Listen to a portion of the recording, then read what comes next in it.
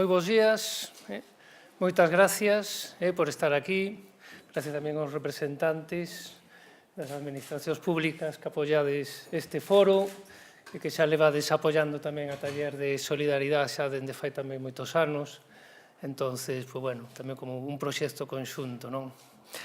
Este é o primeiro foro de comercio xusto e deporte, compartindo valores, xerando alternativas. É verdade que estou contento, que nos iba a decir que vamos a facer así un foro destes de comercio xusto e co tema de deporte. Vas vendo como se van dando pasos, non? En todo este tema de sensibilización, da importancia de que certos valores como a solidaridade, a igualdade, o esforzo, estén presentes en todos os ámbitos da vida, non? E o tema da cooperación é un ámbito moi importante. Eu chámome Gerardo Castedo, son voluntario do comité de aquí de Lugo, de Taller de Solidaridade, e tamén, bueno, me invitaron cando se fundou a ONG para estar no patronato, non? E eu quero presentar un pouquiño Taller de Solidaridade e quero, pois, bueno, pois ver un pouquiño, facer un pouquiño de historia e como ligar Taller de Solidaridade e comercio xusto a Lugo. Para iso, vou un pouco partindo un pouco da experiencia persoal, non? Ainda que parezca raro, vou dar gracias a Bush padre cando empezou a Primeira Guerra de Irak, ali no ano 91, porque foi o que nos impulsou a un grupo de rapaces a empezar a sair á rúa, a decir que hai cousas que non hai dereito a que pasen, non? E aí se formou un primeiro grupo de asociacións de Lugo de todo tipo de ámbitos que estivemos traballando nos encontros pola paz. Bueno, que algúns de vos xa estivechedes nesas movidas. Pasaron logo 2 anos e algúns lembraredes as mobilizacións do 07, non? Cando se empezou a pedir que o goberno fixera a realidade o compromiso de que o 07 dos presupostos tiñan que ir a cooperación a desenvolvemento que se tiñan firmado 25 anos atrás. Estiveron, bueno, empezou en Madrid e aquí en Lugo tamén tuvo resonancia eso, e con ese, máis ou menos, ese mismo verse que de asociacións que estiveramos traballando, houve unha xente que se puxo en folga de fame, se empezaron a poñer en acampadas na Plaza Maior, e foron uns momentos no cual se xurdiu unha rede moi importante de solidaridade e de coñecemento, porque xente de diferentes ámbitos, sobre todo moita xente xoven, queríamos que houbera máis xusticia e que non hai dereito a que haxa xente que pase fame no mundo, e máis na situación de derroche no que estamos, non? E aí empezamos a invitar a xente, estábamos ali nas tendas de campaña pola noite, se falaba moito, non? Se empezou a invitar a xente de diferentes lados, tamén para charlas de formación, o típico, empezas a pasar de dar o peixe á importancia de dar a caña, non? Pero unha das charlas viñera unha rapaza de Santiago, Ana, que agora non me lembro do nome, e nos deron unha charla de comercio xusto. E dicimos, e iso que será? Pois que cousa máis rara. Pero, bueno, empezaba a encaixar con aquilo que estábamos vendo de que a injusticia non é por casualidade, que haxa xente que pase fame, que haxa xente que non teña, que morra por enfermedades facilmente evitables, non é casualidade, é fruto dun sistema injusto. Estábamos vendo que o noso consumismo está basado en que hai xente que está sendo explotada, que está sendo esclavizada para que nós podamos ter unha roupa máis barata ou o que sexa. Estábamos vendo que se está destruindo o medio ambiente. E iso quedou aí. Pero pasou un ano e pasaron tamén cousas e algunhas xentes de diferentes deses colectivos decidiron adentrarse máis no tema de comercio xusto e foi cando se formou o que xa coñecedes a Cova da Terra. que foi tamén alicerce de moitas outras asociacións, e tamén onde tamén habría, bueno, se iban cultivando todas esas inquedanzas. E é por aí máis ou menos, mentras, bueno, no Colexio das Josefinas, hai grupos cristiáns durante todos eses anos, está aquí Chel, unha das dinamizadoras deses grupos, no cal, a parte dun tipo de espiritualidade concreta, tamén se promovía o que é o compromiso social.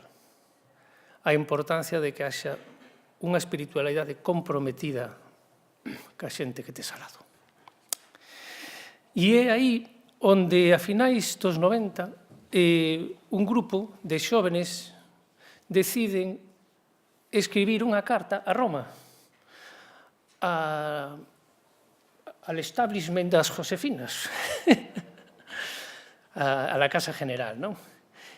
E entón resulta que na Casa General estaba tamén pois outra señora de Lugo, que aquí presente, María Josefa, que estaba de generala, e acolleu esa carta na cal se lles pedía ás Josefinas a importancia de que se creara unha estructura na que se pudieran traballar laicos, leigos, monxas, que xa estaban traballando, depois explico como, e que se montara pois, unha ONG, que sería o principio de taller de solidaridade, como axuda a todos eses proxectos que xa estaban levando a cabo.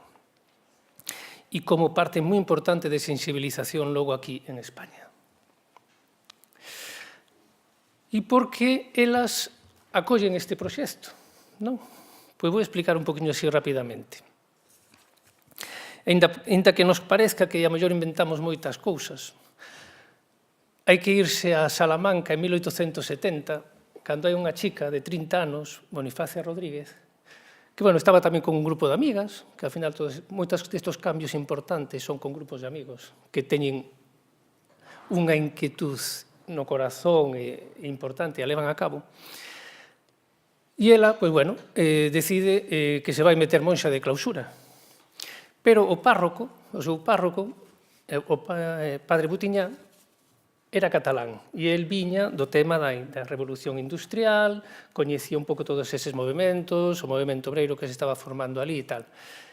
E el está en Salamanca e lle di a Bonifacia, mira, a mellor é mellor que acollas, está vindo moitas rapazas, están vindo dos povos de aquí al lado, e se están atopando, pois a mellor están caendo na prostitución, están sendo explotadas no fogar. Como vai a pasar aquí en España dentro de 140 años cos inmigrantes? Pois é o mismo. Lle decía algo así parecido ela. Entón, ela dixo que sí. Bueno. E ela, o que pasa, claro, non pediu subvencións ás institucións. Colleu na súa casa e acolleu a estas rapazas, a estas mozas.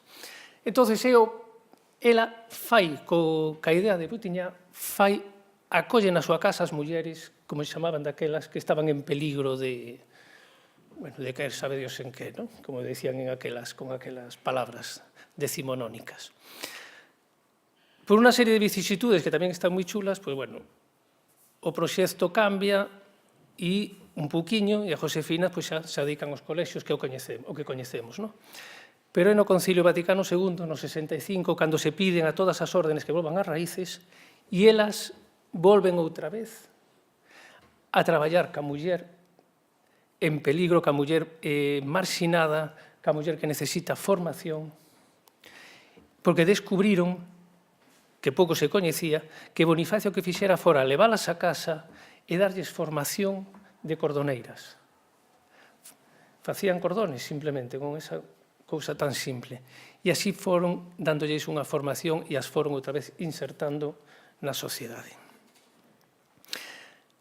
Entón, elas, dende aquela, están espalladas pois, en Congo, Filipinas, Perú, Nicaragua.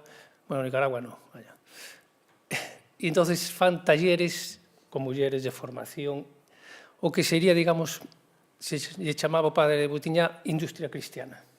Hoxe en día sería máis coñecida, pois, industria social, o que fai, pois, REAS e outras coordinadoras destas, o que creemos que é tan novo, non? Elas acollen, aquí Josefa, bueno, viviu todo eso, promoveu, todo este proxecto presentado por xente de Lugo, que é o que un pouco que quería ver, non? Como xurde tamén a idea. E hoxe en día temos que Taller de Solidaridade está presente en 15 cidades españolas, hai 180 voluntarios, que son máis de 10 por comité traballando asiduamente, non? E estamos, se están levando proxectos, xa tedes aí información de educación, de infraestructuras, sobre todo dedicados á muller e á infancia, non? Que é a nosa vocación e o tema da industria do taller como parte básica. Unha vez que se forma un pouquiño Taller de Solidaridade, porque claro, tiveron que contratar un fichaje, que en este caso foi Rafa, que estaba daquela en Nicaragua, e fixeron unha rescisión de contrato ca ONG que estaba colaborando. Bueno, isto é broma, claro. E el veu aquí. Unha vez que xa se empezou a tomar forza o que foi o tema dos proxectos de cooperación e desenvolvemento, empeza a tomar forza o tema do comercio xusto, como unha das patas importantes. Porque falar de comercio xusto, xa o veredes, significa que hai unhos sistemas de explotación. Por que fai falta falar de comercio xusto? Porque hai algo que non funciona ben. Bueno, pois unha historia un pouquiño rápida de comercio xusto en Lugo e de Taller de Solidaridade en Lugo. Ora, vou aquí a presentar, a dar a palabra, como representante aquí da Xunta, a Manuel Otero Méndez, xefe do Servicio Provincial de Deportes, porque é a Xunta que está financiando este proxecto que os imos a presentar. Entón, moitas gracias por estar hoxe aquí.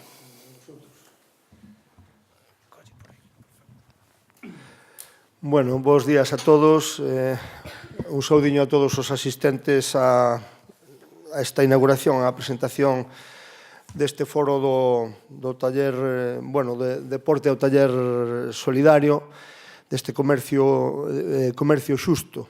Dar, en primer lugar, a benvida a todos os asistentes, dar as gracias a todos os colaboradores e a patrocinadores. Unha vez máis, Concello e Diputación, a Diputación aquí sempre está presente para toda colaborando. A verdade que hai que darlles os parabéns por esa forte aposta que fan, neste caso, por un foro relacionado co deporte, que é o que a min relativamente me influye de forma directa. Eu, aunque veis aquí, Manuel Otero Méndez, na provincia de Lugo, son o máximo responsable do deporte. Levo 6 anos xa, son conocido como Manolo Cadramón, son da parte do norte, dali de Benquerencia. Entonces, a mí me corresponde o velar, o potenciar todo o deporte na provincia de Lugo.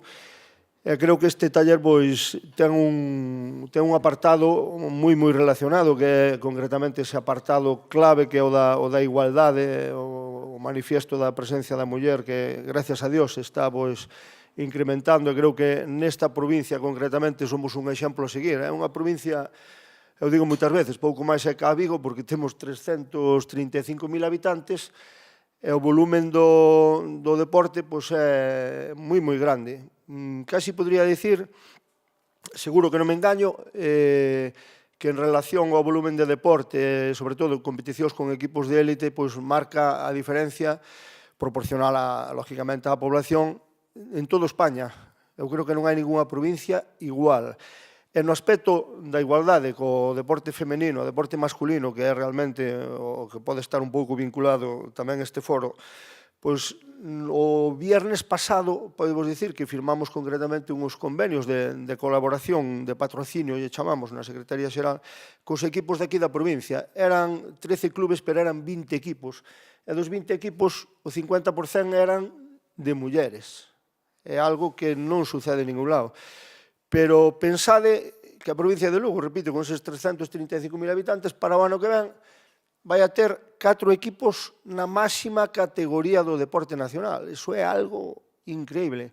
E deses 4, estáis pensando, lógicamente, no Breogán, claro, masculino, pero temos o Ensino, Maquinaria Durán, femenino, temos o MB femenino e temos o Burela Fútbol Sala, que casualmente quedou este fin de semana a un punto do Atlético de Madrid e do Roldán, que é todo un lujo para unha población de 10.000 habitantes, con lo cual estamos falando que de 4 equipos na máxima categoría, que xa é un lujo, repito, moi grande para unha provincia tan pequena, 3 deles son femeninos.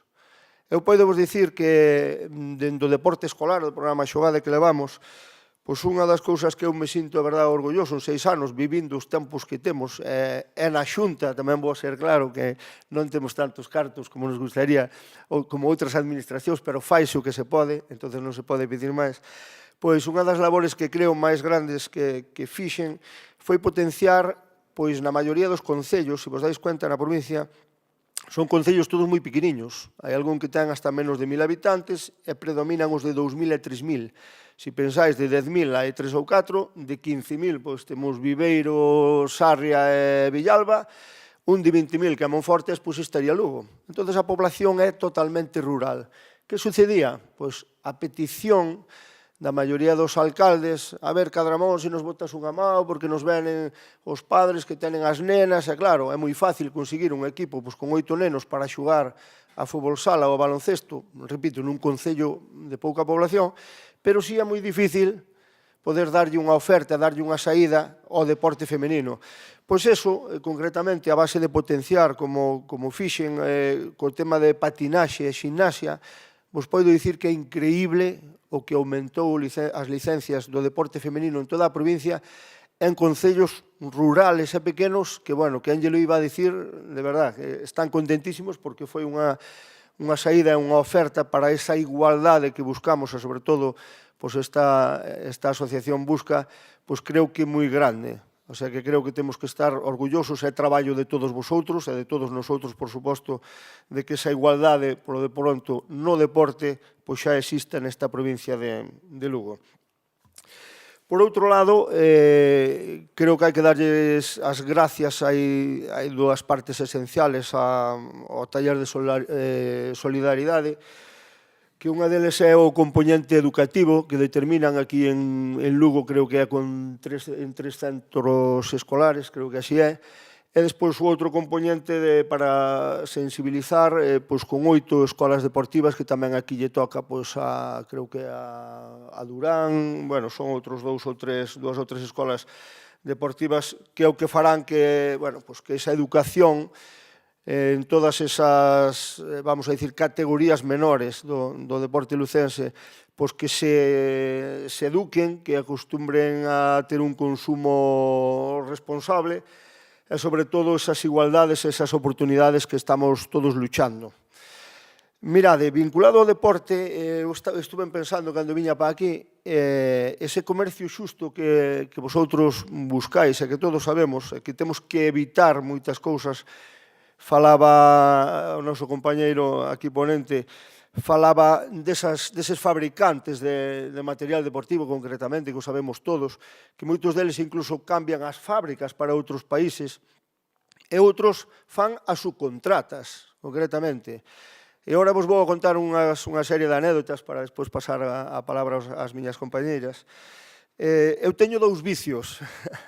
Vicios entre comiñas, lógicamente. Un deles é o meu traballo, é o deporte, o que me gusta o deporte, e estou vinculado ao deporte. Aunque eu son profesor de secundaria, teño a miña plaza no Instituto de Secundaria reservada, por se algún día volvo para ali en BCRA, sempre estuve vinculado ao deporte. Eu non son profesor de educación física, eu son profesor de instalacións electrotécnicas, para a sorpresa de casi todo o mundo.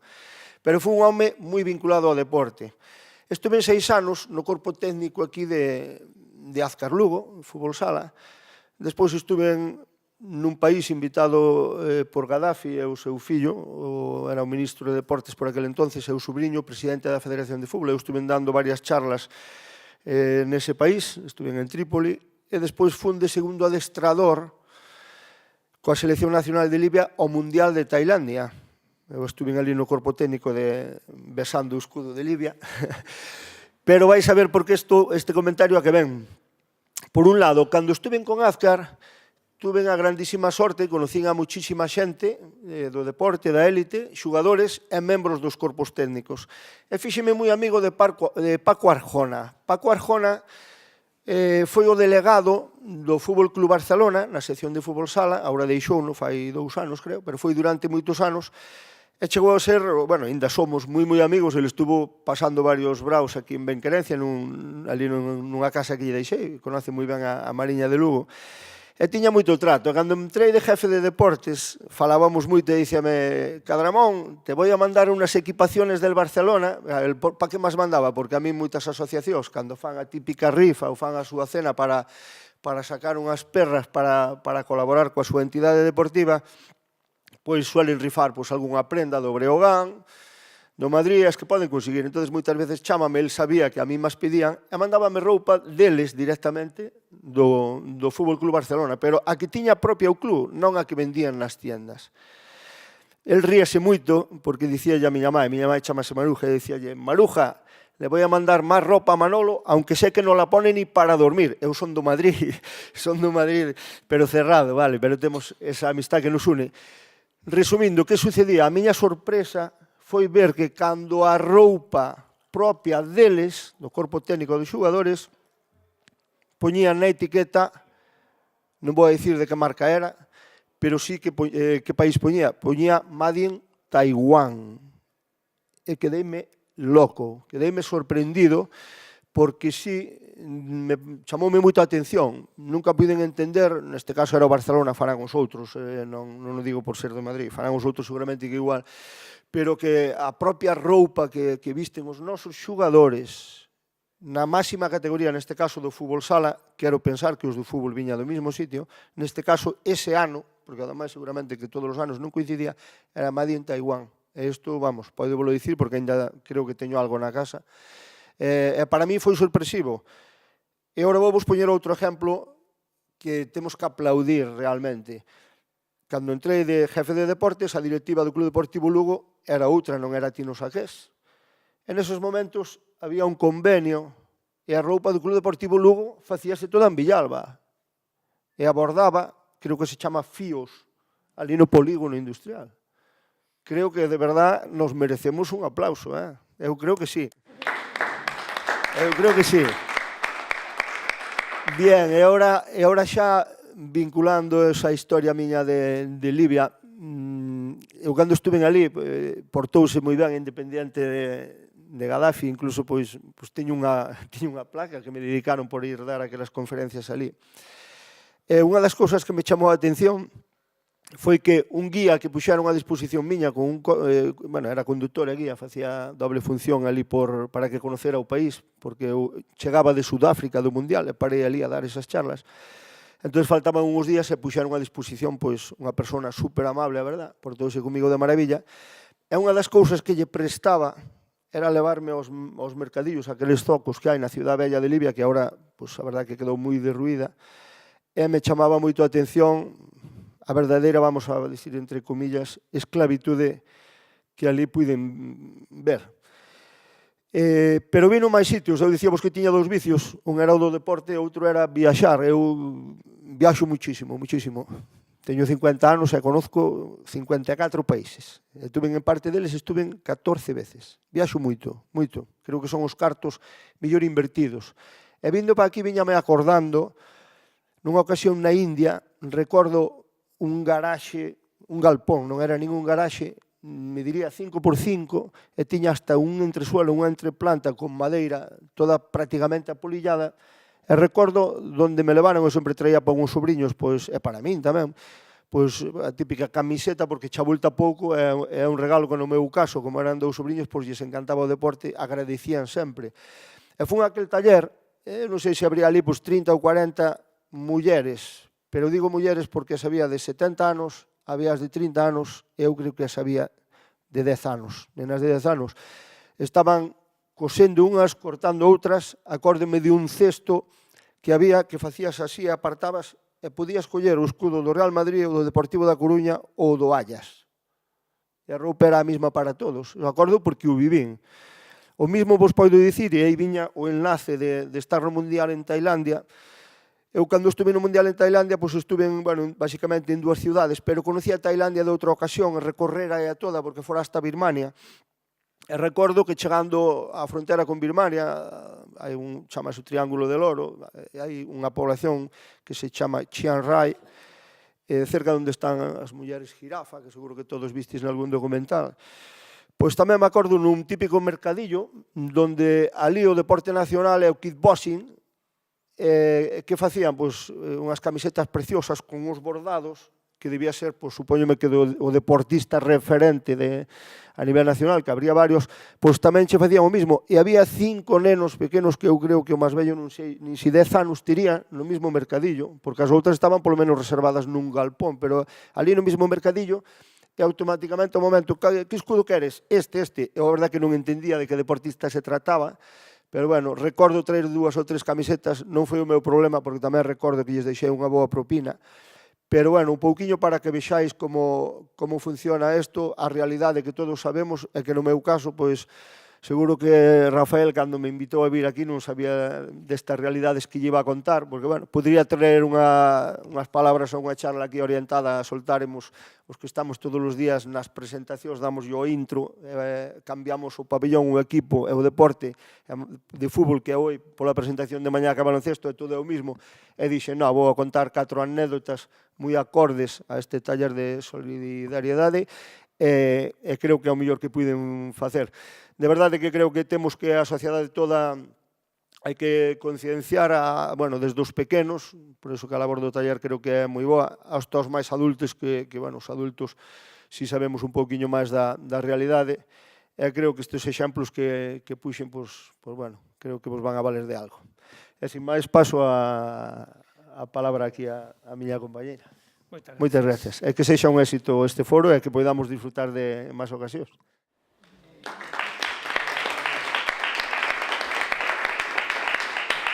Bueno, pois ahora lle paso aquí a palabra a Sonsoles López Izquierdo, diputada da área de Benestar Económico e Social, porque, bueno, gracias polo apoio da Diputación, por acollernos aquí na vosa casa. Vale. Bueno, pois, nada, benvidos, por suposto, é un auténtico placer para nós poder ofrecer este local que é de todos e que se estén celebrando aquí pois estas xornadas que son pois moi oportunas, como todo o que ten que ver pois con solidariedade, con deporte, con igualdade, non?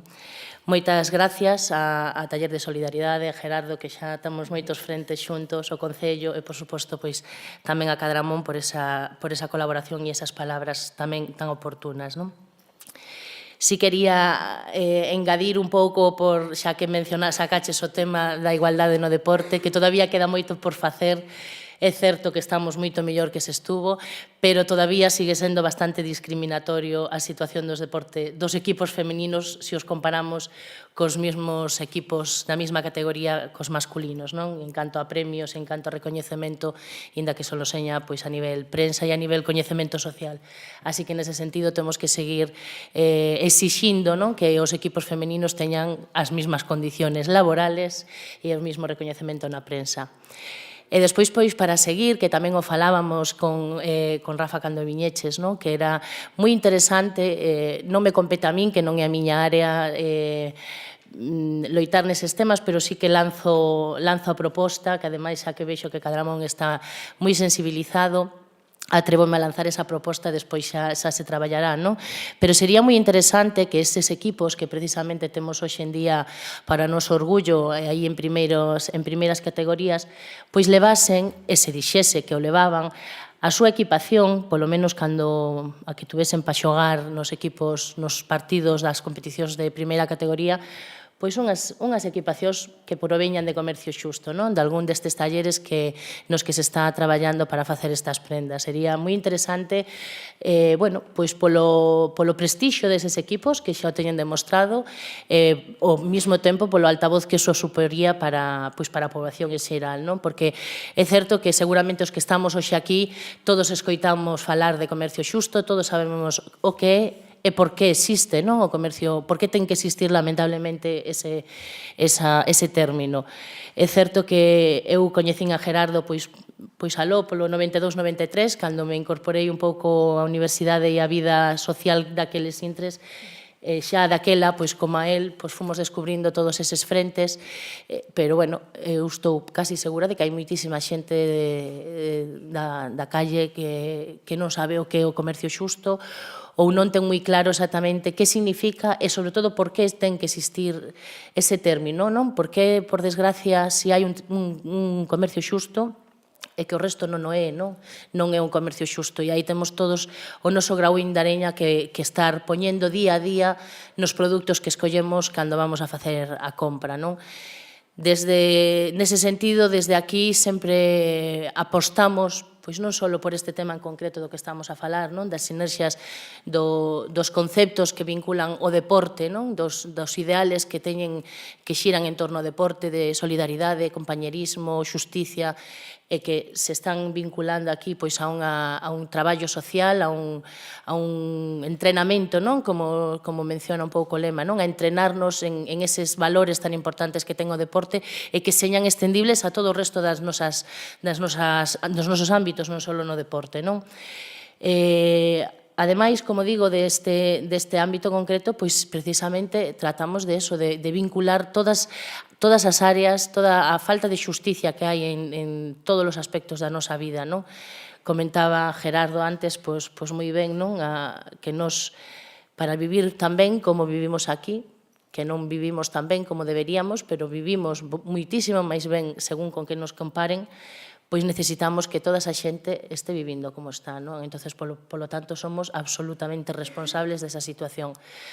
Así que, gracias a Taller de Solidaridade, como a todos os restos de todas as entidades, nunca me cansarei de agradecer todos os frentes nos que cada unha delas vai batendo por sensibilizarnos, por enseñarnos o que é xusto, o que non é xusto, o que podemos facer, o que non podemos facer. E a Deputación aí, na medida das nosas posibilidades, vai a estar sempre.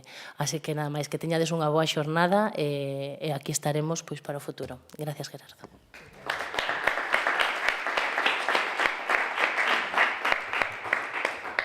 Bueno, e agora para rematar, lle paso aquí a Ana González Abelleira, concellala de Benestar Social, Igualdade e Innovación, que tamén, bueno, o Concello tamén, dende o inicio do 07 tamén está apoiando pois a Taller de Solidaridade pois con proxectos, bueno, e este outro máis.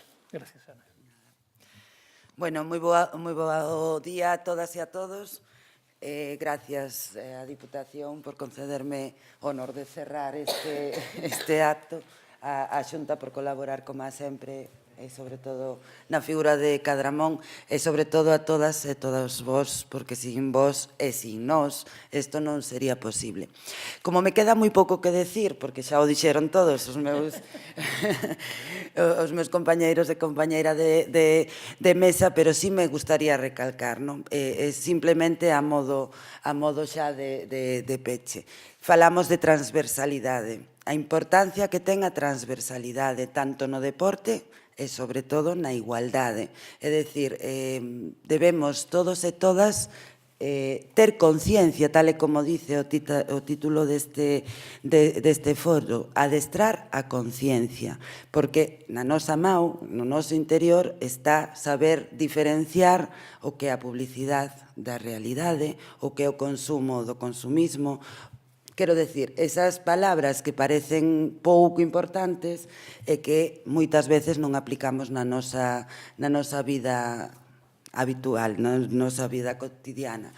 Polo tanto, eu creo que debemos estar agradecidos e agradecidas do traballo feito desde 1800, dices, eu creo que foi muchísimo antes, non? Porque gracias á historia nos vamos facendo o que somos, pero si partimos dese 1800, en 1991, cando esa inquietude da xuventude, sobre todo daquel momento, é que algo está cambiando, pero dende logo, se o queremos cambiar de verdade, vai a depender da nosa conciencia e dos nosos actos. Felicitar a todas as persoas que tuveron algo que ver no que hoxe somos, animarnos a todos e a todas a seguir traballando nesta línea, porque é importante non solamente as administracións, sino tamén os colectivos, as entidades sociais, as ONGs, porque todos dependemos uns dos outros e, polo tanto, é imposible que unha administración asuma todo o espectro social, e é necesario que existan entidades, neste caso como Taller de Solidaridade, que me consta, e ademais conocemos perfectamente o traballo que realizan ao longo do o ano, de todos os anos que levan, para seguir traballando por conseguir ao final, que era tamén creo o pouco que deixaron de decir os meus compañeiros, esos objetivos do milenio para 2030, que son tan importantes porque algo está cambiando. E a nosa responsabilidade é que cambie para ben, como decía tamén Sonsoles, de todas e de todos, porque se hai persoas que non teñen as mesmas ventaxas que temos noutros lugares, é porque noutros lugares non somos conscientes de que somos responsables uns dos outros. Polo tanto, parabéns, que este foro seña de moito proveito, que veñan esos nenos, nenas, máis ben adolescentes xa, a disfrutar tamén do foro e que compartamos entre todas e todas esos coñecementos para chegar a un mundo máis xusto, para todos falar do comercio xusto e, sobre todo, para adquirir no 2030 esos obxectivos do milenio que eu creo que debe estar na conciencia de todos e cada un de nós. Moitas gracias e espero que disfrutedes deste foro. Gracias a todos.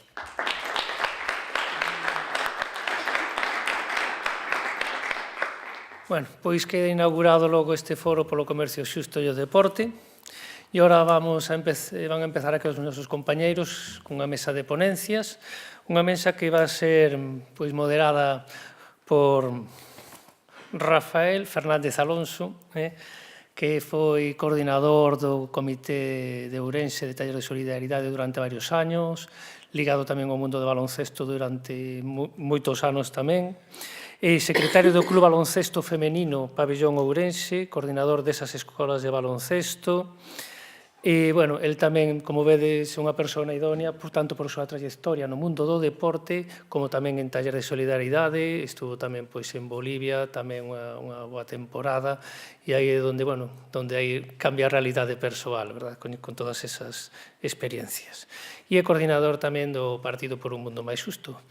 Bueno, pois, Rafael, ven logo, por favor, Fernández Alonso, e nós, pois, ímonos facer, mentras, aí afora unha foto, no fotocol. Eso. Moitas gracias.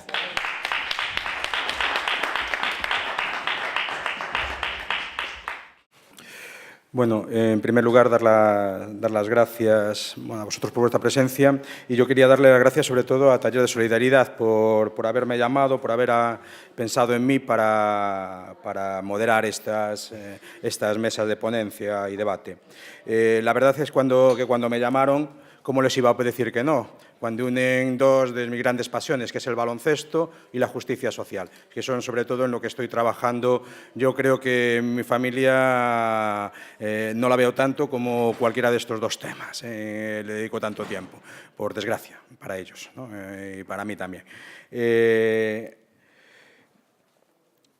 Como entrenador, que fui durante muchos años coordinador de las bases y de los staff técnicos de diversos clubs, últimamente en el pabellón ourense femenino, siempre he querido implicarme, ¿no? E implicar también a mis equipos y a mis jugadoras, porque me dedicaba fundamentalmente a equipos femeninos, en actividades sociales y solidarias, ¿no?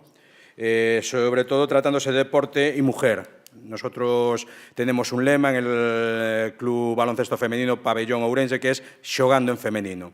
Pues en eso estamos, hay que jugar en femenino. Ante las autoridades, cuando hablaban pues esas diferencias, yo que trabajo en un club, estoy en un club femenino, pues sí que veo esas grandes diferencias. Un club que ha estado durante muchos años en la segunda división a nivel nacional, en Liga Femenina 2, veíamos como tanto en medios de prensa como aportaciones, subvenciones, cualquier tema, equipos de tercera, cuarta, quinta división masculinos recibían siempre más que cualquier deporte femenino, ¿no? Sin ir más lejos, ¿alguno sabe lo que se jugó el domingo a nivel nacional? En fútbol sala, no es mi deporte, pero es pues una final de Copa entre Barcelona y Atlético de Madrid, pero a lo mejor eran más noticias, 4 cositas sobre algún jugador o alguna otra cuestión masculina. Ese es un gran trabajo que nos toca a todos nosotros, pues luchar desde Taller de Solidaridad, desde siempre, ¿no? Que yo que he sido coordinador de un comité en Ourense, lo que me ha gustado siempre fue pues ese trabajo por la mujer, por la dignidad de la mujer, y ese trabajo por ponerla en el lugar que le corresponde. Creo que los valores que nos aporta el deporte nos pueden ayudar a transformar la sociedad en la que vivimos, por eso estamos trabajando. No en vano en el deporte, como en la vida, el esfuerzo, el trabajo en equipo, la justicia y la solidaridad al final tienen su premio. Y por eso estamos aquí. Quiero presentaros ahora, empezar con los ponentes, y quería presentar en primer lugar a Rocío Fernández Treviño, que es la responsable de sensibilización y educación para el desarrollo de Taller de Solidaridad. Lleva ya trabajando, ¿no?, en taller 8 años, ¿no? Ya la conocí cuando empezó en este taller. Y como ya nos dijo antes Gerardo, en este taller de solidaridad que trabaja desde la cooperación, la sensibilidad, el voluntariado y el comercio justo. Rocío, como nos contará, supongo, le importa muchísimo tiene el seguir poniendo foco en la equidad entre hombres y mujeres para conseguir el verdadero desarrollo de los pueblos. Pues, Rocío, todo es tuyo.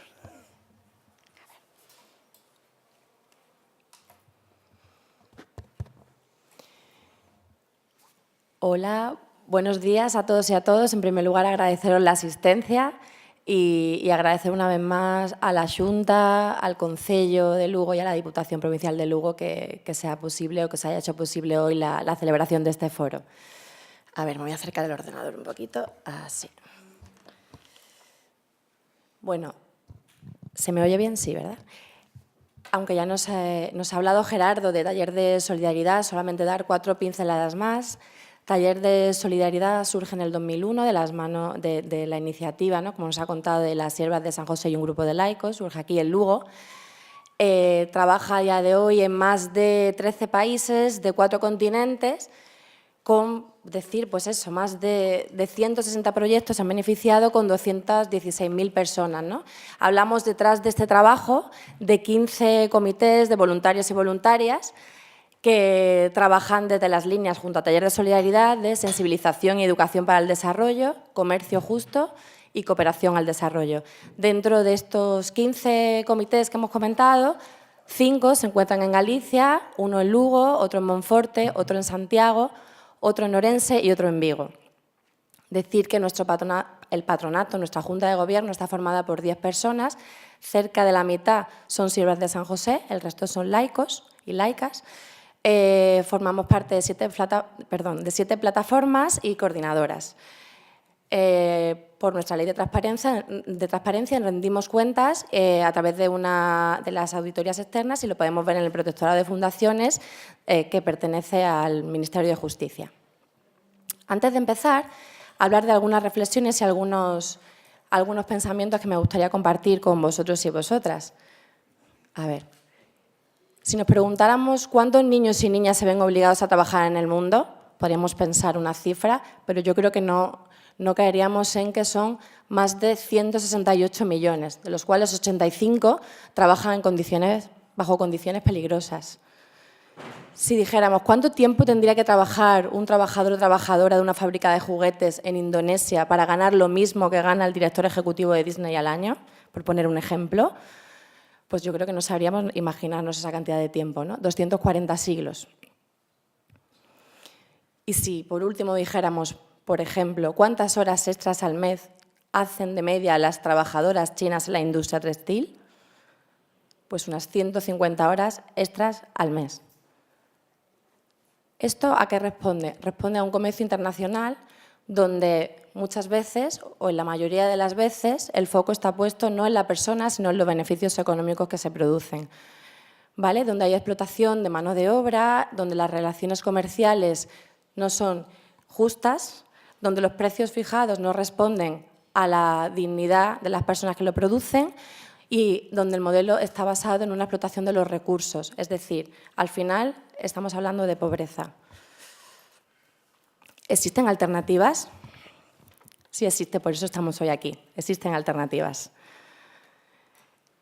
Hablamos de comercio justo. En el 1964, desde la Conferencia de Naciones Unidas para el Desarrollo, se habló de un concepto que era comercio no ayuda. Es decir, no hablamos de que nos ayuden, hablamos de tener un comercio digno. Un comercio donde se intercambian bienes, como todos sabemos, y todas, pero también que sea justo, es decir, que los precios y las condiciones de las personas que producen ese comercio sean dignas. Es decir, ya no hablamos de una relación comercial internacional al uso como habíamos entendido hasta entonces, sino hablamos de unos valores económicos, por supuesto, pero sumados a valores sociales y ecológicos, ¿no? Es decir, donde el foco está puesto en la persona. ¿Qué es este comercio justo?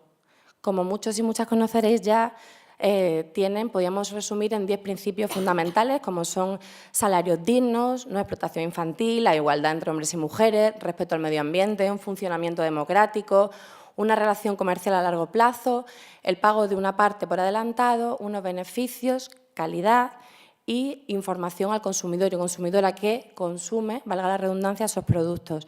Es decir, hay una cadena comercial donde prima la dignidad de la persona que lo produce y donde hay igualdad entre hombres y mujeres, donde hay salarios dignos y donde no hay explotación ambiental.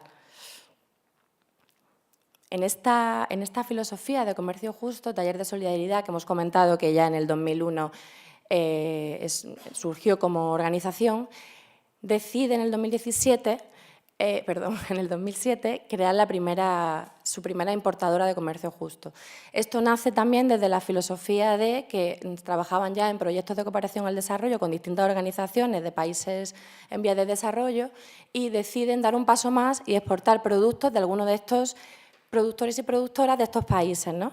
Uno de los primeros con los que tenemos la experiencia fue en los talleres de Nazaret de Filipinas, como comentaremos más adelante, que era una fábrica textil de mujeres en riesgo de exclusión que surgió a raíz de las siervas de San José en Filipinas y que luego fue una de nuestras primeras exportadoras de comercio justo, ¿no? ¿Cuáles fueron las primeras líneas de venta antes de esto? Pues fueron, al principio, complementos y merchandising, ¿no? Estas fueron las primeras líneas de venta que Taller de Solidaridad, como importadora, en el 2007 decidió traer.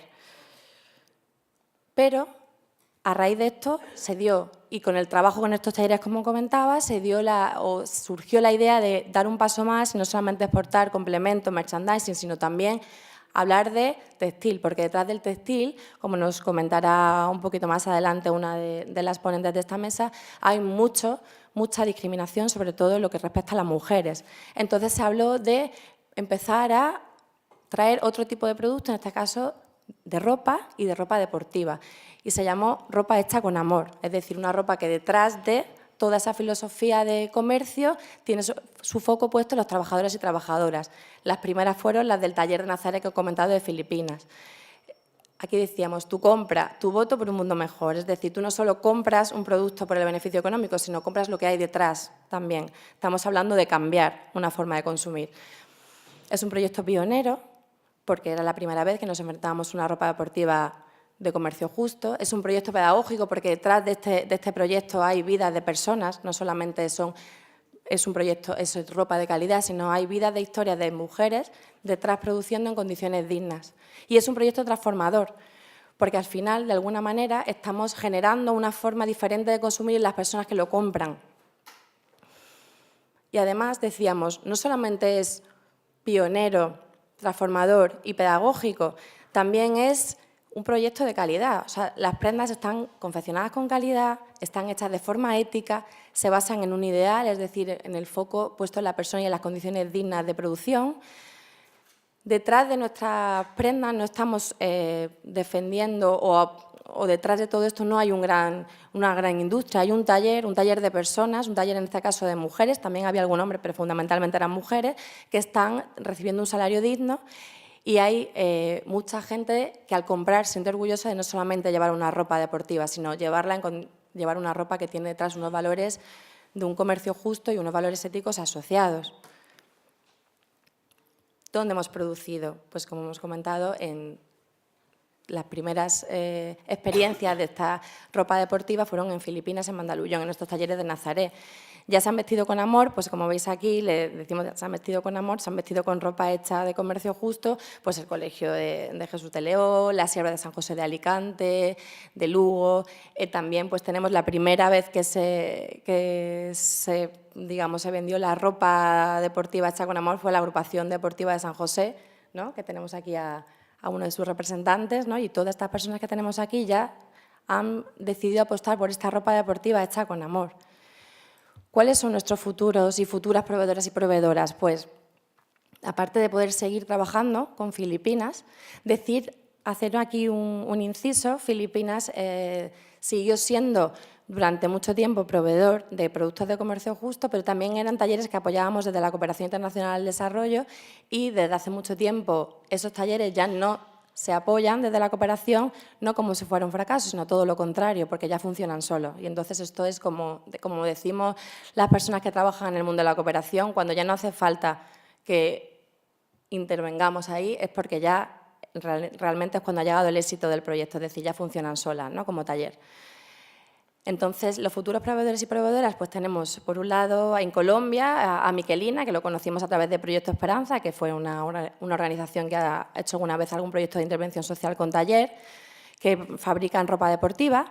Y luego tenemos también, como futuras proveedoras de comercio justo de esta ropa deportiva, también tenemos el proyecto Emprendamos, que es un proyecto de microcréditos para personas que estudian formación profesional de distintos ámbitos, de cosmética, de textil y demás, y que luego hacen sus propios negocios, ¿no? Reciben formación y luego con estos microcréditos emprenden. Llevamos apoyándolos ya pues unos 6 años aproximadamente desde el Departamento de Cooperación al Desarrollo, y la idea sería que fueran futuros proveedores y proveedoras de taller de solidaridad de ropa deportiva, hecha con amor, ¿no? Luego hemos dado un avance más en todo este proceso, y hay gente que le podría llamar comercio justo local. Todavía ese término no está digamos, normalizado como tal, pero sería hablar de un consumo responsable y un consumo ético. Dentro de España tenemos 2 talleres de mujeres en riesgo de exclusión, como pueden ser el Apuntadas en Elche y el Insieme Suma en Barcelona. Sería darle una vuelta más de tuerca, y aparte de tener comercio justo como tal, que es el internacional, con proveedores y proveedoras de otros países, hablaríamos de un consumo también responsable y local con proveedores y proveedoras dentro de España. Detrás de todo esto, y a veces por la dificultad que supone llegar a una institución y que quieran comprar o quedarse la ropa deportiva hecha con amor, nace la importancia de sensibilizar también en este ámbito. Es decir, tenemos que conocer lo que hay detrás. No solamente es un proyecto de ropa deportiva hecha con amor, con unos beneficios para las personas de origen y con una dignidad puesta a la persona, sino que también tenemos que saber, o sea, aparte de conocer y comprar, tenemos que saber qué hay detrás. Y veíamos que muchas veces esto era una traba, ¿no?, en muchos sitios donde llegábamos con el proyecto, porque necesitaban conocer todo el proyecto. Entonces, le dimos una vuelta de tuerca, y de aquí nace el proyecto del cual sale hoy el foro, ¿no?, que es el Adestro Conciencia o Entreno Conciencia. Yo me perdonáis que no hablo en gallego, os entiendo perfectamente, pero no lo hablo. Entonces, bueno, nace Entreno Conciencia, que tenemos, su logo es más rápido, más alto, más fuerte, más ético. Estamos hablando de entrenar ya nuestro músculo ético. Por eso, el hacerlo a través del deporte, como hablaremos a continuación. Hablamos de 3 pasos. Libérate, pierde el peso de un consumismo injusto, haz un clic en tu conciencia, modélate, define tu compromiso óptimo. Ya has hecho este clic, empieza en tu vida a cambiar algo, otra forma de consumir, busca alternativas y energízate, conviértete en ciudadano o ciudadana global, es decir, compártelo, no te quedes tú solo con este cambio, hazlo global. ¿Qué es Entreno Conciencia? Entreno Conciencia es un proyecto de sensibilización y educación para el desarrollo que agrupa actividades de sensibilización en 2 ámbitos, en el ámbito educativo y en el ámbito deportivo. Debemos despertar una reflexión. No solamente empezó siendo una reflexión sobre el ámbito textil, pero luego dio una vuelta más y queríamos cambiar todo tipo de hábitos de consumo y dar una vuelta de tuerca más y hablar de consumo responsable, no solamente de comercio justo, sino vamos a empezar por cambiar hábitos de consumo. Es una propuesta innovadora porque nunca se había sensibilizado del comercio justo y consumo responsable a través del deporte. O sea, conocíamos los valores del deporte, conocíamos los valores del comercio justo, a veces no, pero no sabíamos que podían tener cosas en común. ¿Desde dónde se trabaja este este proyecto? Pues su contexto nace también desde los Objetivos del Desarrollo Sostenible. Estamos hablando de los Objetivos de Desarrollo Sostenible, que antiguamente se llamaban Objetivos del Milenio, tienen como fin erradicar la pobreza, proteger el planeta y que todas las personas tengan paz y seguridad, nada más y nada menos. Los puntos nuevos que incorporan los Objetivos de Desarrollo Sostenible con respecto a los Objetivos de Desarrollo del Milenio, pues es conceptos como paz y justicia, cambio climático, desigualdad económica y también el concepto de consumo sostenible. Como diría Rigoberta Menchú, los ciudadanos del norte no son conscientes de dónde vienen los productos que consumen y no saben lo que nos cuesta a nosotros, los pobres, el producirlos. Como decíamos muchas veces, las cosas cuestan. O sea, es decir, hay veces que nos tenemos por lo menos que hacer la pregunta de... Me quedan 5 minutos, madre mía. La pregunta de cómo puede costar esta prenda esto, si detrás hay personas, comercio, transporte. O sea, si queremos que haya unos salarios dignos y haya detrás unas personas que reciban unas condiciones de igualdad, algo no funciona, ¿no? Como dirían, muchas veces el comercio internacional, tal como lo conocemos, está enfermo, ¿no? Voy a pasar un poco por encima, a decir que los ODS y los principios del comercio justo están totalmente relacionados. O sea, los 10 principios del comercio justo responderían a los 8, ¿vale? Bueno, son 17, pero bueno, a 8 de los principales objetivos de desarrollo sostenible. Los escenarios, para ir rápido, son en el ámbito educativo, como hemos comentado. En Lugo, concretamente, tenemos el Centro Educativo Galén, el Colegio Plurilingüe San José de Lugo y el IES Pulpeiro. Aquí tenemos como representante hoy, que hablarán en la mesa de experiencias, a Álvaro Fernández del Galén, que agradecemos ahí sobremanera que haya venido, y de las escuelas deportivas municipales, que son 8 en total en el proyecto. Pues tenemos en Lugo, tenemos el Club Baloncesto Ciudad de Lugo y el Club Pabellón de Baloncesto también. Hoy, como representante de la Escuela Deportiva Municipal de la LIN, tenemos a Alex Ferrada, que también le agradecemos enormemente, que luego lo tendremos en la mesa de experiencias. Y decir pues, que son 4 municipios, al final, los que han participado en el proyecto: Lugo, Vigo, La LIN y Ourense. Y, por último, tenemos un ámbito de incidencia pública, que es el foro en el que estamos actualmente aquí. Agradecer de nuevo a las administraciones que han participado. Es el primer foro sobre comercio justo y deporte, que habla de compartiendo valores, generando alternativas. Estos son todos los participantes del proyecto, tanto en centros educativos como en escuelas deportivas municipales. Agradecer a cada uno de ellos y de ellas que hayan estado ahí, porque gracias a eso ha salido adelante el proyecto. Luego nuestra técnica de sensibilización nos contará más detalles sobre él. Y bueno, como ya me quedan muy poquitos minutos, estas son las actividades del proyecto que nos contará nuestra compañera en la mesa de experiencias y que veremos a través de un vídeo. Y ya por último, comentaros que tenemos en la entrada, habréis visto de pasada un fotocall que se llama el fotocall Entreno Conciencia, que os animamos a visitar y a que pongáis y asomáis la cabeza. Trabaja 2 perspectivas. Por un lado, 4 valores del deporte: el esfuerzo, el trabajo en equipo, la justicia y la igualdad. Y por el otro lado, esos mismos valores, pero a nivel de consumo responsable y comercio justo. También igualdad, trabajo en equipo, justicia y esfuerzo, con mensajes de cada uno de los ámbitos. A nivel de esfuerzo tendrán mensajes que tengan que ver el esfuerzo en el ámbito deportivo, y a nivel de consumo responsable hablaremos de lo que supone consumir de manera responsable con esfuerzo. Entonces, os invitamos a que cuando termine el foro, en el descanso que tenemos ahora, en la pausa del café, que os asoméis, que os hagáis fotos y que nos subáis con el hashtag de Entreno Conciencia a las redes sociales y que participéis de la experiencia. Y ya, pues, por último decir que, bueno, como diría Gandhi, ¿no?, queremos ser el cambio que queremos ver en el mundo. En este caso lo hacemos a través del entrenamiento de nuestro músculo ético, un nuevo músculo que hemos inventado aquí entre todos y todas, y os animamos a entrar en la conciencia y os agradecemos a todos y a todas la presencia. Muchas gracias.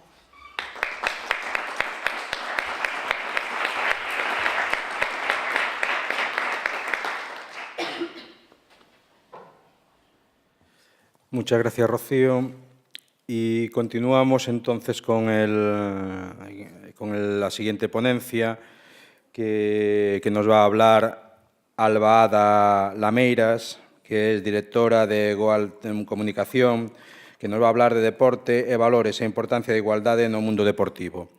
Ada Lameiras, como ya decía, es directora de Goal Comunicación, es periodista deportiva, ha trabajado en grandes medios de comunicación como la cadena SER, el Diario Marca, Marca Televisión, ¿no?, en donde cubría al Real Madrid. En el 2011 desde el 2011 colabora con un programa todos los miércoles sobre fútbol sala masculino y femenino de la COPE a nivel nacional llamado Fusa Cope. Y en 2013 creó su primera empresa, que es esta Goal Comunicación, ¿no?, para ayudar tanto a empresas como a profesionales a comunicarse bien, tanto en el mundo offline como en el incipiente mundo online. Ha creado diversas empresas, no solo esta, rompiendo las barreras de género, tanto dentro del mundo del deporte como en el mundo de los negocios. Cree que la importancia de los medios de comunicación, que tienen una gran importancia los medios de comunicación en la creación de la imagen profesional y no sexualizada de la mujer en el mundo del deporte. Pues os dejamos entonces con Alba Ada Lameiras. Gracias. Gracias por la presentación. Bueno, no sé si voy a necesitar micro porque ya sabéis que los periodistas hablamos mucho y muy alto, así que bueno, voy a intentar hablar y reducir mi presentación a 20 minutos. Lo que quiero que hagáis o lo que me gustaría que cuando salgáis de aquí hagáis después de escuchar mi ponencia es reflexionar, ¿vale? Creo que una de las cosas importantes que se dijo en la mesa de antes es que tenemos que ser conscientes de lo que decimos y de lo que hacemos, porque estamos educando y estamos comunicando y somos muy importantes para nuestro entorno, para que ellos sean mejores, para construir un mundo mejor. Me gustaría que estuviese aquí el representante de la Xunta porque le diría una cosa, y es que es cierto que están apoyando mucho el deporte masculino y el femenino, pero ha caído en un tópico de que vamos a hablar después, que son los estereotipos de género. Y ha dicho, los niños no tienen problema para formar un equipo de fútbol, pero a las niñas le hemos puesto gimnasia y patinaje. ¿Vale? Yo como mujer he jugado a fútbol sala, soy periodista deportiva, hablo de fútbol y fútbol sala, con lo cual tengo que estar rompiendo con estereotipos de género todos los días y me gustaría que todos seamos conscientes de la importancia que tenemos cuando decimos esas cosas. Porque si una niña en un pueblo no tiene otra opción que hacer patinaje o gimnasia, la estamos condicionando a hacer unos deportes que están o que se presupone que son mayoritariamente femeninos. Así que vamos a hablar y ser conscientes de todo lo que decimos y lo que hacemos, porque es muy importante. Y yo con mi presentación voy a darle un palo a mis compañeros, y lo saben porque todos los días me pego con ellos, entre comillas, no me pego, pero sí que le intento poner las pilas porque lo estamos haciendo mal los medios de comunicación. Lo estamos haciendo mal. El deporte no es violencia, el deporte no es sexualización, ¿vale? Y son dos grandes, o lo que yo me voy a centrar hoy en esta presentación, que es en cómo los medios de comunicación incitan a la violencia y en cómo los medios de comunicación incitan a que las mujeres seamos vistas como objetos sexuales y no como profesionales. Y al final lo que hace es que las niñas y los niños sepan o intuyan que el mundo deportivo es por y para los hombres y la casa y las labores del hogar son por y para las mujeres. Y eso no es así. Todos somos por y para todos, ¿vale? Pero tenemos que ser conscientes y ser muy fuertes para romper ciertas barreras de género. Entonces, no sé si funciona. ¿Sí? Vale. Bueno, si hablamos de valores del deporte, creo que todos me podéis decir que el esfuerzo y la superación son valores que el deporte intenta comunicar. ¿Vale? Nosotros vivimos en una sociedad en la que por cultura y por educación el deporte es una parte fundamental de nuestra vida. Pero, ¿cuál es la realidad? La realidad es que nosotros, los medios de comunicación que educamos, estamos educando mal. ¿Por qué? Porque estamos educando en violencia, estamos educando en que los aficionados y las aficionadas entren en un mundo que no es un valor del deporte. La violencia no es un valor del deporte, pero es lo que estamos incitando y estamos educando mal. Con lo cual, yo quiero que reflexionemos. Todo lo que digo y lo que yo hago importa. ¿Lo estoy diciendo y haciendo bien? Por eso quiero que cuando salgáis de aquí reflexionéis. ¿Lo estoy haciendo bien? Yo intento hacerlo bien, siendo consciente de todo lo que publico en mis redes sociales profesionales, intentando visibilizar a la mujer como profesional, pero es muy difícil. Es muy difícil porque estamos en un mundo patriarcal, estamos educados en un mundo machista y tenemos que desaprender muchas cosas para hacerlo bien. ¿Cuál es la realidad? La realidad es que las mujeres cada vez practicamos más deporte. Los datos es que casi el 50% de las mujeres practicamos deporte y el 58% de los hombres lo practican, es decir, es casi igual. Cada vez contamos con más éxitos deportivos, no es que cada vez practiquemos más deporte, es que tanto en los Juegos Olímpicos de Londres como en los de Río, que son los dos últimos, las mujeres ganamos más medallas que los hombres.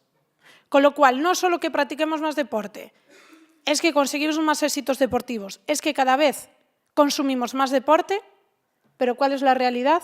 La realidad es que la presencia en los medios de la mujer es claramente estereotipada y sexualizada. Estamos hablando de Mireia Belmonte. Nadie duda de que es una auténtica deportista, una campeona, ha ganado muchas medallas, pero la imagen que se pone está sexualizada. ¿Qué se busca de nosotras? No, nosotras no somos las que consumimos deporte. Entonces, como los medios de comunicación deportivos están por y para el hombre, pues se cosifica la imagen de la mujer. Estos son el Mundo y Marca, ¿vale? Que son dos medios grandes a nivel nacional. En Río de Janeiro, 2016, no hablo de 1900, hablo de 2016. Titular: la lista de buenorras internacionales en los Juegos Olímpicos de Río. Bueno, luego habla de una jugadora que pone la belleza dominicana por la que nos encanta el vóley. ¿A quién nos encanta? ¿A mí como mujer que estoy leyendo esa noticia? No. ¿Qué se presupone? Que tú como hombre estás leyendo eso. ¿Estamos comunicando en igualdad? No. ¿Estamos transmitiendo valores del deporte? No. ¿Qué estamos diciendo? Que las niñas vean esto como algo normal, que los niños vean esto como algo normal. Hay muchos estudios, y yo estoy haciendo mi tesis doctoral, sobre cómo los medios de comunicación deportivos en Twitter, que es una de las redes sociales más importantes hoy en día, tratan la imagen de la mujer. Y mis resultados es que como mujer tengo las mismas posibilidades de aparecer en un medio de comunicación deportivo, tanto si soy Mireia Belmonte y gano medallas, como si soy la novia de un jugador. Es decir, hay las mismas noticias de mujeres deportistas que de mujeres no deportistas. Es muy fuerte, porque al revés, es decir, los hombres no aparecen siendo el novio de. ¿Por qué? Porque el mundo deportivo ha sido desde siempre machista. Tenemos que cambiar. Tenemos que ser conscientes nosotros, los medios de comunicación, de la labor importante que tenemos. Pero todos y cada uno de vosotros y de vosotras que estáis ahí, también a la hora de comunicar, a la hora de educar. ¿Por qué en los centros educativos, y hay muchos estudios, ahora que estoy muy centrada en este tema, de los niños salen y juegan a fútbol sala? Entonces ocupan gran parte del espacio que hay en los recreos. Las niñas quedan como en los espacios secundarios, que al final terminan molestando y las niñas terminan sentándose en las escaleras a hablar con sus amigas. Esto es lo que interiorizamos desde pequeños, ¿vale? Es lo que nos dice la sociedad. ¿Está bien? No. ¿Es justo? No. Yo como niña o como niño tengo que decidir lo que quiero hacer. Si quiero practicar deporte, que a mí como mujer yo no me siento ni menos mujer ni menos femenina porque me gusta el fútbol y porque para mí un sábado ideal sea sentarme en el sofá de mi casa y ver el fútbol sala a la 1, la Premier a las 3 y ver toda la tarde partidos de la Liga Española. ¿Vale? No quiero que la sociedad me diga que soy menos mujer por eso. Tampoco quiero que a un niño le diga que es menos hombre porque le guste la gimnasia. Eso es en lo que tenemos que ser conscientes. Y os voy a poner ejemplos, porque no es nada, o sea, todo se ve mejor con un ejemplo. Titular del AS, ¿vale? No estoy hablando del periódico pequeño, AS. Rivas, el hombre que convirtió en oro las rabietas de Carolina. Ole tú. O sea, Carolina Marín, campeona del mundo, de Europa, campeona olímpica, pero no, él es el dios que gracias a él las rabietas de Carolina. Ya no es Carolina Marín, es Carolina. ¿Os imagináis que pongan Zidane, el hombre que convirtió en rabietas, que convirtió en oro las rabietas de Cristiano Ronaldo? No. Y hasta se ha echado novio. ¿Vale? O sea, la labor de Carolina Marín es echarse novio en su vida. Da igual que haya ganado medallas, porque la noticia es que Carolina Marín tiene novio. No sé qué labor o qué informativo es esto a nivel deportivo, porque yo como periodista deportiva, para mí esto no es información. Lidia Valentín, la exuberante belleza de la olímpica de bronce. Pero ahí no vamos. Es que no veo muy bien porque soy un poco miope. Pero dice que la leonesa promete ser flaquita. Y vamos a otros estereotipos, que es que se nos condiciona a las mujeres, sobre todo, viendo la publicidad y viendo la sociedad a que seamos 90, 60, 90. ¿Qué le estamos diciendo a las niñas? ¿Cómo tienen que vestir? ¿Cómo tienen que ser? Si no entran esos cánones de belleza, no son mujeres. Entonces entra una angustia, entran enfermedades, entran depresiones. Es así. Y a mí me gusta ser muy clara porque a veces cuando hablamos de cosas tan serias de una forma normalizada, que es que, bueno, es normal que haya más deporte masculino que femenino. ¿Qué es lo normal? ¿Dónde está la norma? ¿Quién puso esa norma? ¿Por qué es normal vestir ropa a 5 euros y que la hagan mujeres que trabajan 20 horas al día? ¿Por qué es normal? ¿Quién lo puso? ¿Quién lo dice? Nosotros estamos creando esa norma. Pues vamos a intentar desnormalizar lo que está normalizado y crear un mundo más justo. Y ahora vamos aquí a una cosa clara que es con lo que yo me pego todos los días, que es, vale que hemos pasado del sexismo hostil, que es que tú como mujer no puedes jugar a fútbol, vale, ya no hay esa ley. Yo como mujer puedo dedicarme a lo que quiera y tú como hombre puedes dedicarte a lo que quieras. No hay ninguna ley que te lo prohíbe. Os recuerdo que hasta hace 2 años las mujeres no podían ser profesionales en el fútbol, por el simple hecho de ser mujer. Hace 2 años. Y entonces ahora vamos a un sexismo benevolente, que es que, la igualdad, ¿para qué luchas? Y ya está. ¿No? Tú puedes dedicarte a lo que quieras, pero ojo, cuando decidas dedicarte, las oportunidades no son las mismas. Yo soy periodista deportiva y en una entrevista de trabajo que me hicieron en un gran medio deportivo, una gran televisión, éramos un chico y yo, y contrataron al chico y la excusa, o lo que el hombre que me entrevistó me dijo, fue que es que él podía hacer de todo, él podía narrar partidos. Y yo le dije, ¿me has hecho una prueba para saber si yo puedo narrar partidos? Que igual yo no puedo, ni me gusta, pero ¿me has hecho una prueba? No, es que el oído de las personas está acostumbrado a que sea el hombre el que narre. Y yo, vale, y hace no muchos años estábamos acostumbrados a que las mujeres para salir de casa casi nos tenía que firmar un papel nuestro padre o nuestro marido. ¿Es justo? No. Pues si avanzamos, tendremos que avanzar en todo. Entonces, no me digas que yo me puedo dedicar a lo que quiera y puedo hacer lo que quiera, porque cuando lo decido no me das las mismas oportunidades. ¿Vale? Porque yo, como mujer, cobro menos. Yo, como mujer, tengo menos oportunidades.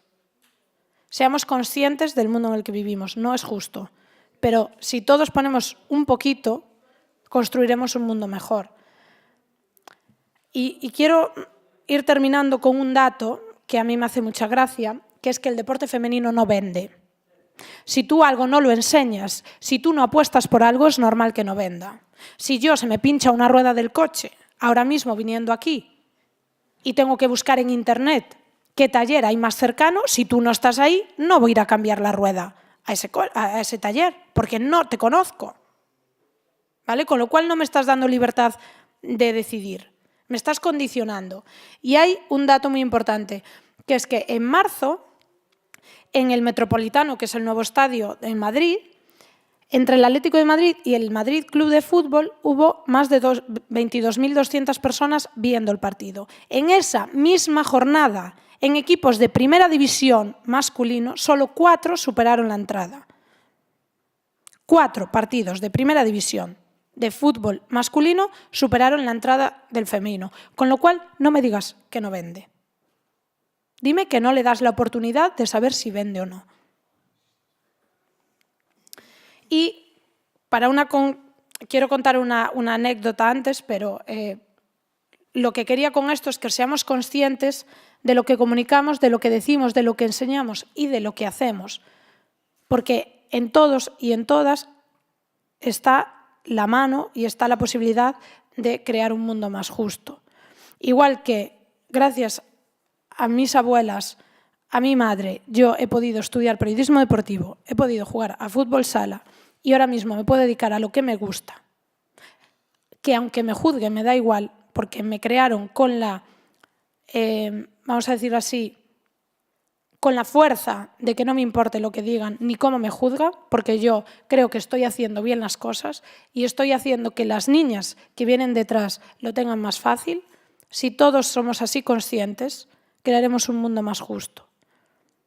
Y os voy a acabar con una anécdota que es muy fuerte, pero a veces hay que decir estas cosas para que la gente se conciencie de todo. Yo trabajaba en un gran medio de comunicación en Madrid y cubría el Real Madrid. Publicamos una exclusiva de un problema que hubo dentro del vestuario del Real Madrid con Mourinho, que en aquella época era el entrenador del Real Madrid, y la firmé yo. Al día siguiente, las mismas personas que nos contaron lo que había pasado dentro del vestuario dijeron que Mourinho llegó al vestuario diciendo que con quién me había acostado yo para haber conseguido esa información. Cuando esa información, si hubiese sido firmada por mi compañero hombre, en ningún momento le preguntarían que con quién se había acostado para conseguir esa información. Yo no es que como mujer tenga que demostrar más. Es que aún demostrándolo, la gente te juzga. Y te juzga porque nuestra cabeza está diseñada desde que nacemos por unos estereotipos que es que si nace niño pintamos la habitación de azul y si nace niña de rosa. Y a las niñas les regalamos muñecas y a los niños balones. Entonces a los niños los hacemos fuertes y a las niñas princesas, que nos venga a rescatar nuestro príncipe azul. No. Todos somos fuertes, todos somos listos, todos somos inteligentes. Y lo que tenemos que crear es niños y niñas empoderados, libres, para que decidan hacer lo que quieran, pero no que nosotros le tengamos de decir cómo ser hombre o cómo ser mujer. ¿Vale? Y ha sido un placer estar aquí, de verdad, pero por favor, reflexionad. Intentemos construir un mundo más justo, porque, como ya digo, depende solo de nosotros y de nosotras. Gracias.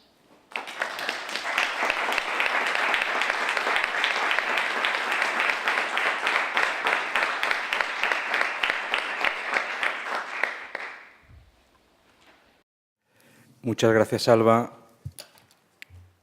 Vamos a continuar con la siguiente ponencia que nos va a presentar Fernanda Cuñago Otero, que es la coordinadora de campaña Ropa Limpia de Amarante SETEM. Nos va a hablar sobre incidencia política e alternativa no eido textil, la importancia da sensibilización para un consumo responsable. Como xa dixen, Fernanda Cuñago Otero é a coordinadora de Ropa Limpia SETEM Galicia, directora de Amarante SETEM e coordinadora desta campaña, levando a interlocución cas empresas do textil galego, principalmente Inditex, non? É a empresa máis enlleira, non? do eiro textil en Galicia. Tamén é responsable da creación do documental Fior Fora, Historia de Obreiras, entre costuras e patróns. Pois, cando queiras. Moitas gracias. Gracias. Uy, esto está... Ah, sí. Bueno, bons días a todos e a todas. Moitas gracias por a Taller de Solidaridade por convidarnos a estar hoxe aquí e tamén darvos a noraboa por esta iniciativa que nos pareceu moi interesante o unir o espírito deportivo e o tema do comercio xusto, que me parece que é moi significativo e que teñen que ir da man. A nosa organización é unha organización que naceu en Pontevedra e traballamos tamén como taller de solidaridade no tema no eido do comercio xusto e, sobre todo, estamos especializados no consumo responsable. Traballamos en temas de alimentación e, especificamente, tamén no téxtil. Estamos aquí un pouco máis para falar do tema do téxtil, que ten un pouco, bueno, ten bastante que ver co tema de hoxe, e sobre todo por unha rede internacional. Nos traballamos en rede con 16 países da Unión Europea, que se chama Rede Internacional Campaña Roupa Limpa, e traballamos sobre todo con organizacións de dereitos humanos e de sindicatos locais en Asia. E aí investigamos en que condicións están traballando as persoas que fabrican a roupa que todos e todas levamos postas. Ata agora fixemos un pouco de reflexión sobre os valores e a parte positiva, e eu me vou encargar un pouco de contar a parte que hai detrás de todo eso. Eu creo que todas as que estamos e todos os que estamos hoxe aquí sentados levamos algunha peza de roupa fabricada en Asia, e me atrevería a asegurar que en condicións de explotación e de miseria e feito e confeccionado por mulleres. Seguimos co tema das mulleres, porque, como dixeron xa as miñas compañeiras, vivimos en un mundo patriarcal e non é só aquí, sino que é algo global. E, curiosamente, pois, si se nos asocia co tema das labores da casa, a costura é outra labor. E se vamos ás fábricas en todos estes países, e como tamén foi aquí en Galicia, eran as mulleres as que cosían. Miles de talleres aquí en Galicia eran mulleres, era o único recurso que tiñan para traballar, e o tiñan un pouco interiorizado como axuda ao complemento do salario do home. E isto se trasladou de forma moi interesada no modelo industrial, se trasladou do que foi aquí as miles de mulleres que traballaron e que confeccionaron aquí, tanto en Galicia como en outras partes de Europa, se externalizou e agora se produce, sigue o mesmo modelo reproducido en países empobrecidos. Estamos falando da India, estamos falando de Bangladesh, estamos falando de China, estamos falando de Vietnam, estamos falando de Camboya. E non se salva ningunha marca. A veces pensamos que pode ser algún tipo de, algún modelo de produción ou algún tipo de marca. Aquí todas as marcas, e as marcas deportivas sobre todo, estamos falando das grandes e das pequenas, podemos estar falando dende Adidas, Nike, que son as máis coñecidas, pero podemos estar falando de Puma, podemos falar de grandes cadenas como Decathlon, etcétera, etcétera. Todas, sin excepción, producen estos países e todas, sin excepción, producen en condicións de explotación. Me poño a falar e me olvido de pasar as cousas. O perfil da muller que está traballando nas fábricas de roupa que todos vestimos, estamos falando de rapazas, porque a maioría das persoas que se incorporan a este mundo laboral son adolescentes, a maioría son rapazas que empezan a traballar con 12 e 14 anos nestas fábricas, e en condicións, estamos falando de 12, 14, 16 horas, por salarios de miseria. Nos o que chamamos a este tipo de traballo un traballo esclavo, que non te permite sair da pobreza. Moitas veces escoitamos as grandes marcas decir que ou discursos como, bueno, que así lles estamos dando traballo e así les estamos axudando. Non é certo, porque unha persoa que traballa por un salario no que non pode vivir dignamente, non pode pagar un médico, non pode pagar a educación dos seus fillos, non pode alimentarse 3 veces ao día, estamos falando de traballos de pobreza e traballos de miseria, que non poden sair esas persoas da pobreza. Entonces, aquí tedes un cadro, un pouco un exemplo do que está cobrando as persoas, as mulleres en todos estes países e o salario real que deberían de cobrar para poder vivir dignamente. Falo vivir dignamente, o sea, poder pagar a túa casa, poder mandar os teus fillos á escola, poder comer e poder pagar os teus medicamentos. Se ve, non? O sea, o podedes ver, non? Estamos falando, por exemplo, na India estamos falando de salarios mínimos de 50 euros. En Bangladesh tamén, bueno, ahora xa subiu un pouco polas presións internacionais de 60 euros, 77, 170 en China.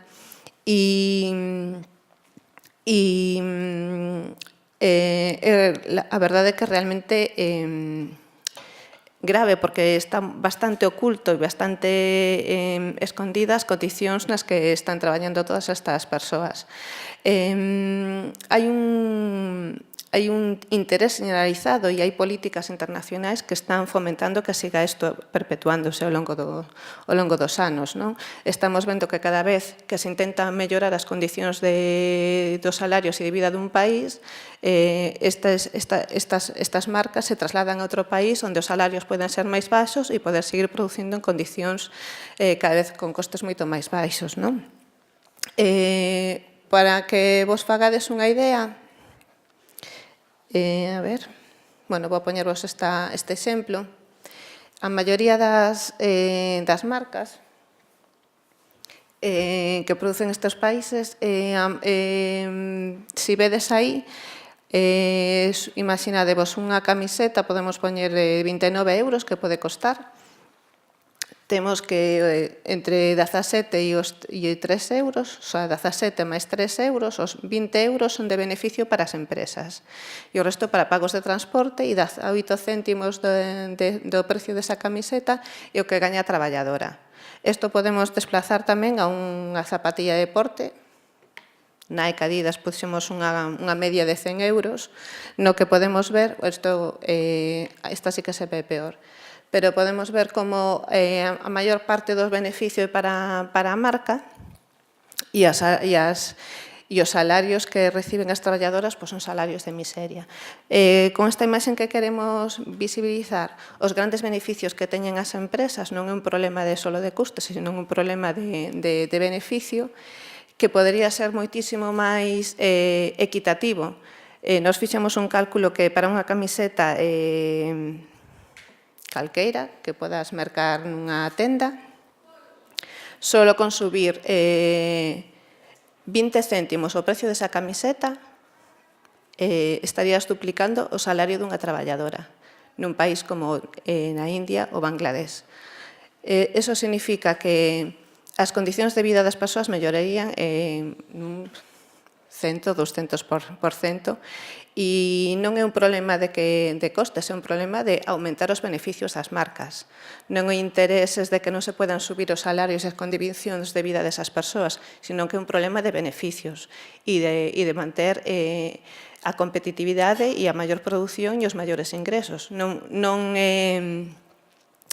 Non é casualidade que as grandes fortunas do sector industrial, do téxtil, millonarios como Amancio Ortega, o de Nike, o de Adidas, etc., teñen uns beneficios que lle permiten estar nese top 10, que moitas veces se fala en plan positivo de que guai, que é o máis grande, o máis famoso, o máis maravilloso en la lista Forbes, pero logo nunca nos contan o que hai detrás de todo eso, non? E a costa de que?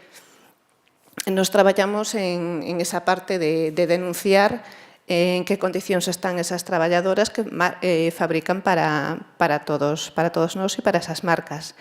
E aí estamos intentando que a Unión Europea legisle para conseguir que todas as marcas publiquen toda a súa cadena de produción e onde están producindo, porque así, sabendo onde se está producindo, se hai unha violación de dereitos laborais ou dereitos humanos, se pode denunciar e se pode sancionar a esa marca que non respeta os dereitos humanos.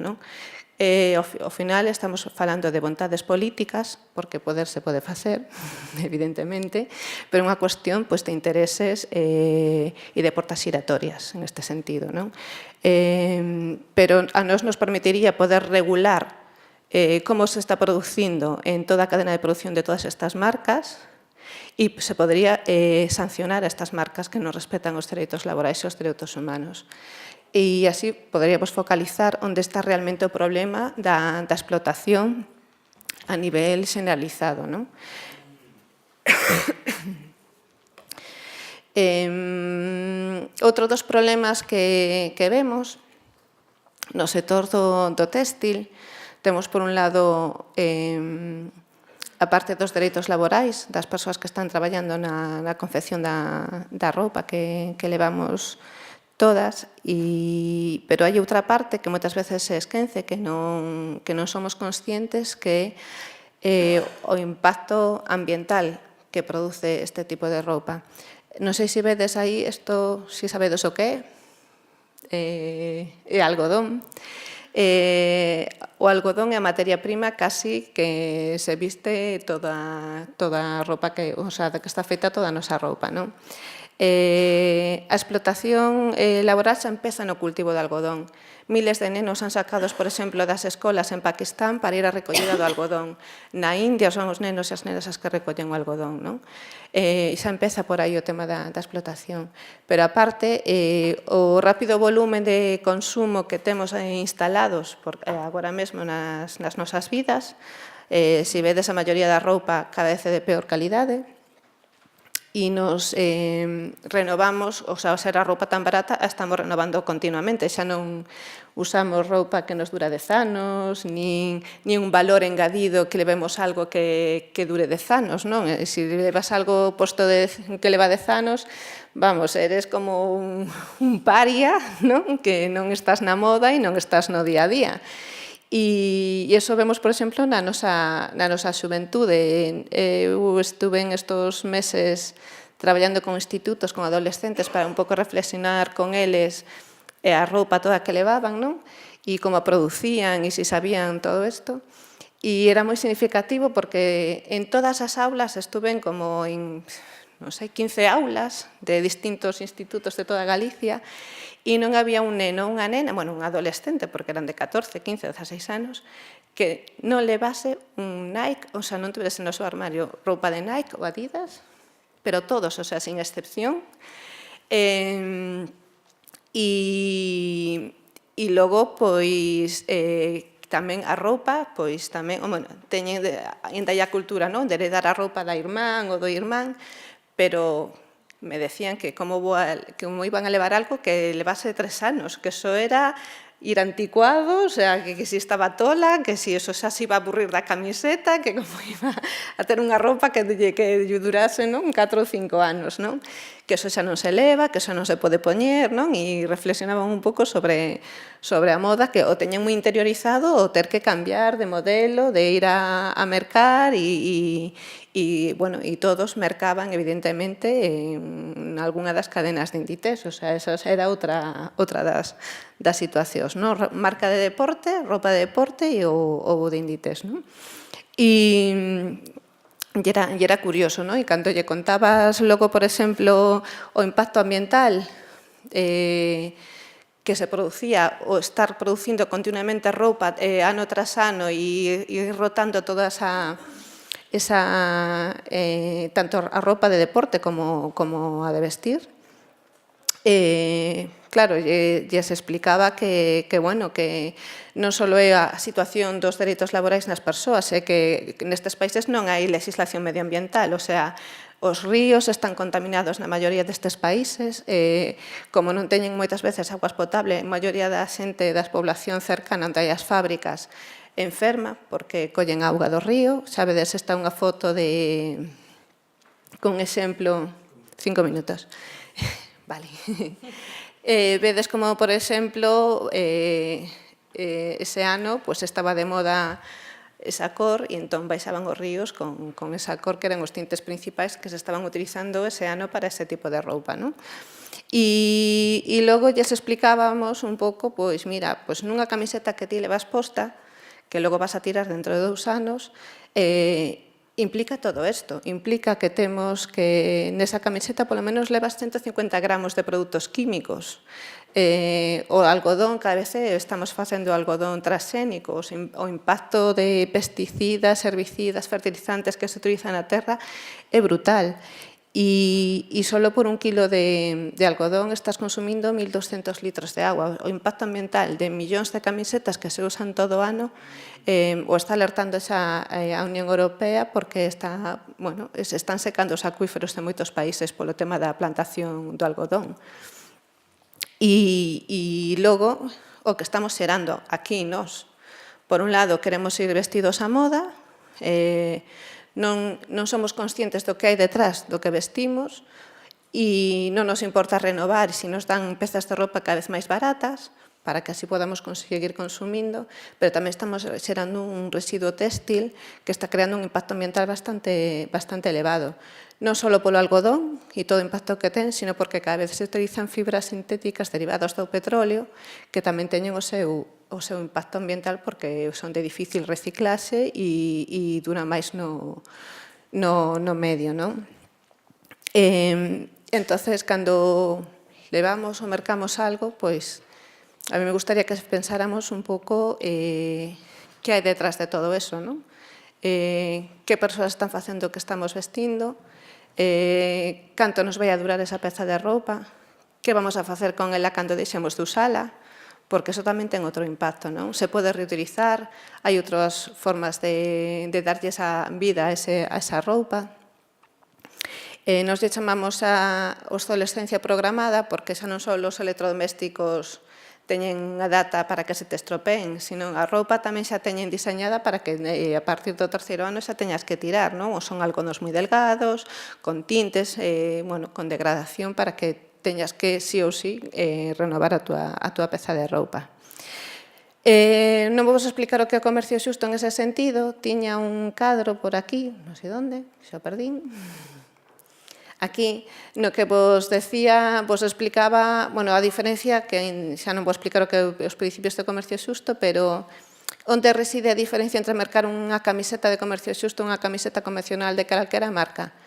Que nos primamos a vida das persoas que producen esa roupa. E se nunha camiseta, unha camiseta de comercio xusto lle está pagando a persoa traballadora 3,39 euros, o sea, un 57%, non?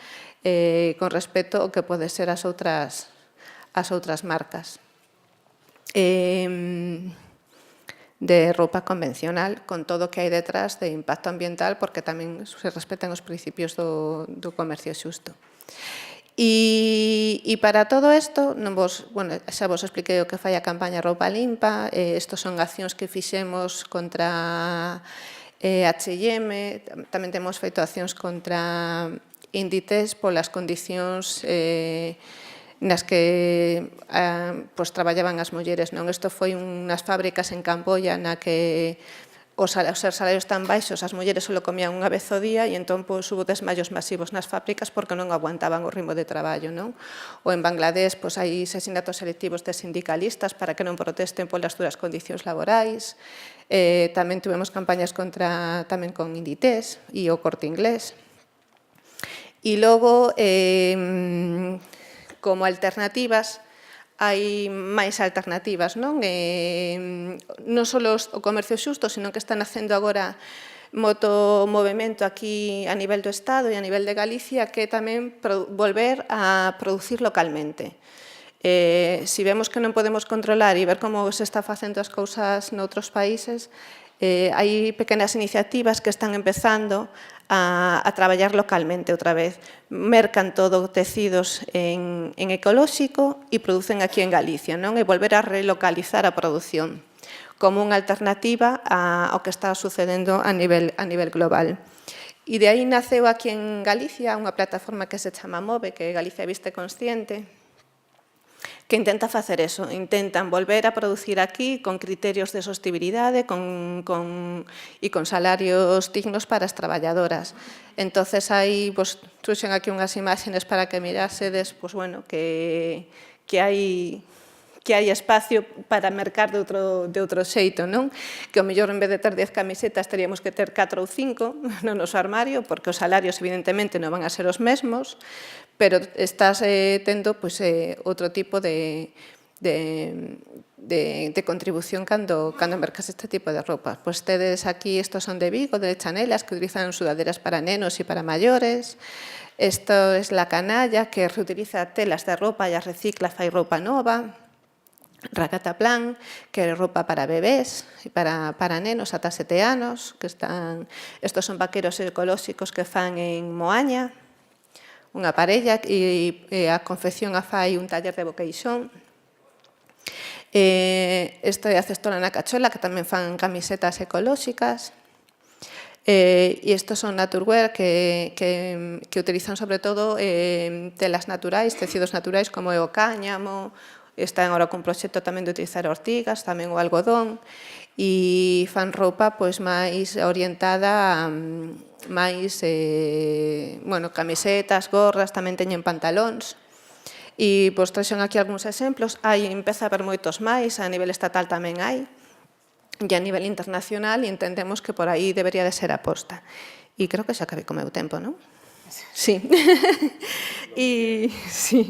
Y nada, solo para pechar, solo comentar que todo isto, si queremos cambiar as cousas, empeza por unha acción individual, non, de cada persoa como quere consumir, pero tamén isto non é posible sin a administración pública. A administración pública ten que legislar, é unha grande compradora tamén, a administración merca roupa, por exemplo.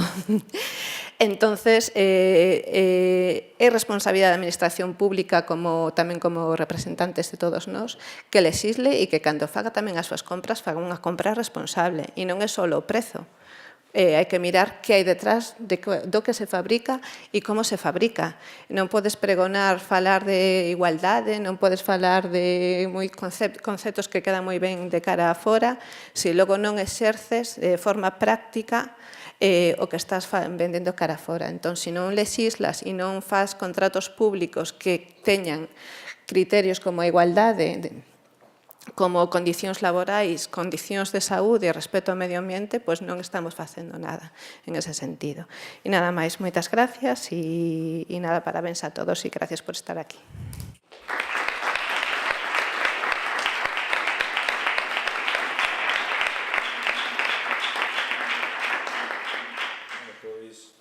Gracias a Rocío, a Ada e Fernanda por estas exposicións tan interesantes que tuvemos.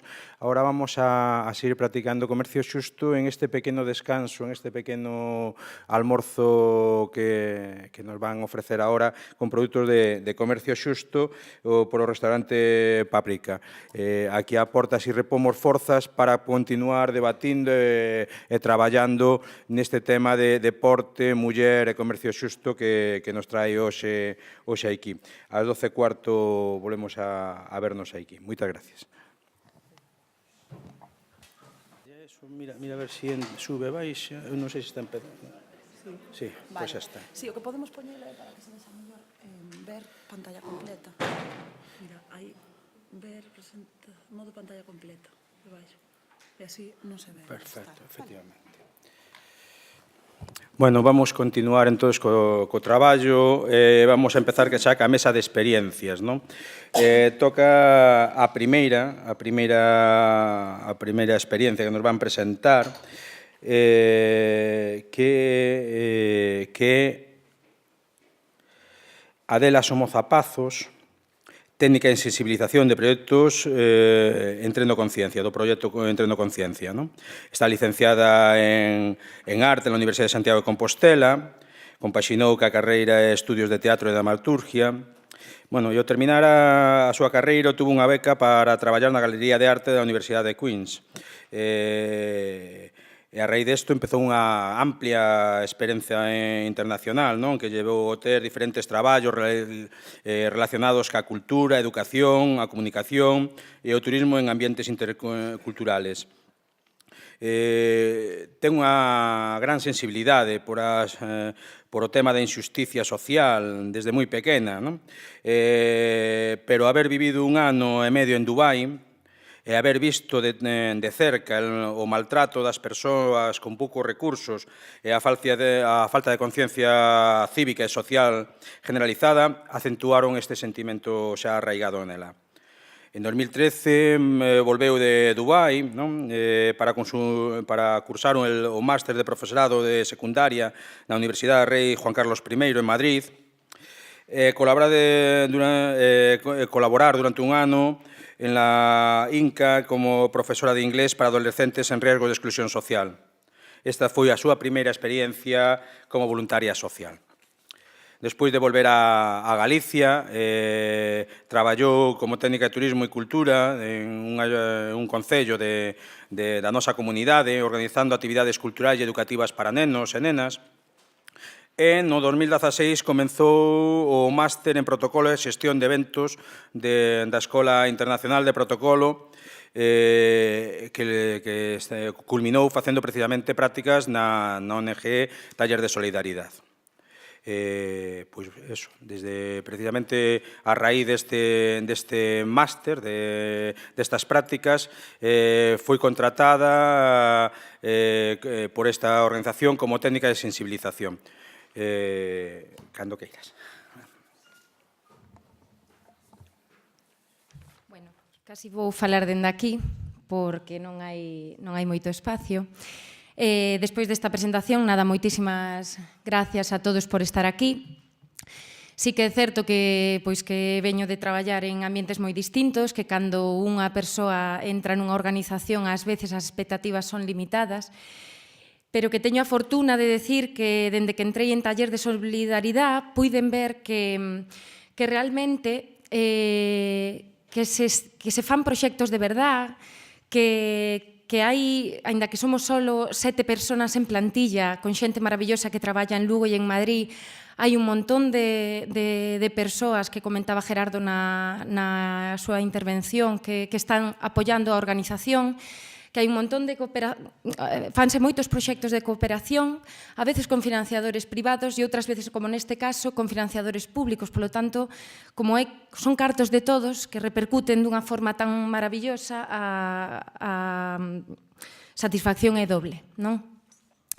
Este proxecto, é un proxecto, a verdade, fermoso, que o primeiro reto que tivemos foi plantexarllo os centros educativos e os clubs deportivos en toda a comunidade, porque estaba nas nosas cabezas, estaba en papel, pero non tiñamos un antecedente. Polo tanto, sí que quero agradecer moi especialmente a todos eses centros educativos, e vexo agora aquí moitas alumnas e alumnos das PEPAs do Colexio das Siervas de San José de Lugo e alumnas do Centro Educativo Galén que nos fai moitísima ilusión ter, porque son o refrexo e o produto deste proxecto que levamos a cabo. Por iso queremos agradecerlles moi especialmente que tiveran esa primeira confianza, esa fe casi cega en nós e en saber, en creer que isto que se podía levar a cabo. As actividades que fixemos foron actividades deportivas que, dunha maneira transversal, achegaron os valores do comercio xusto a todos estes rapaces e rapazas.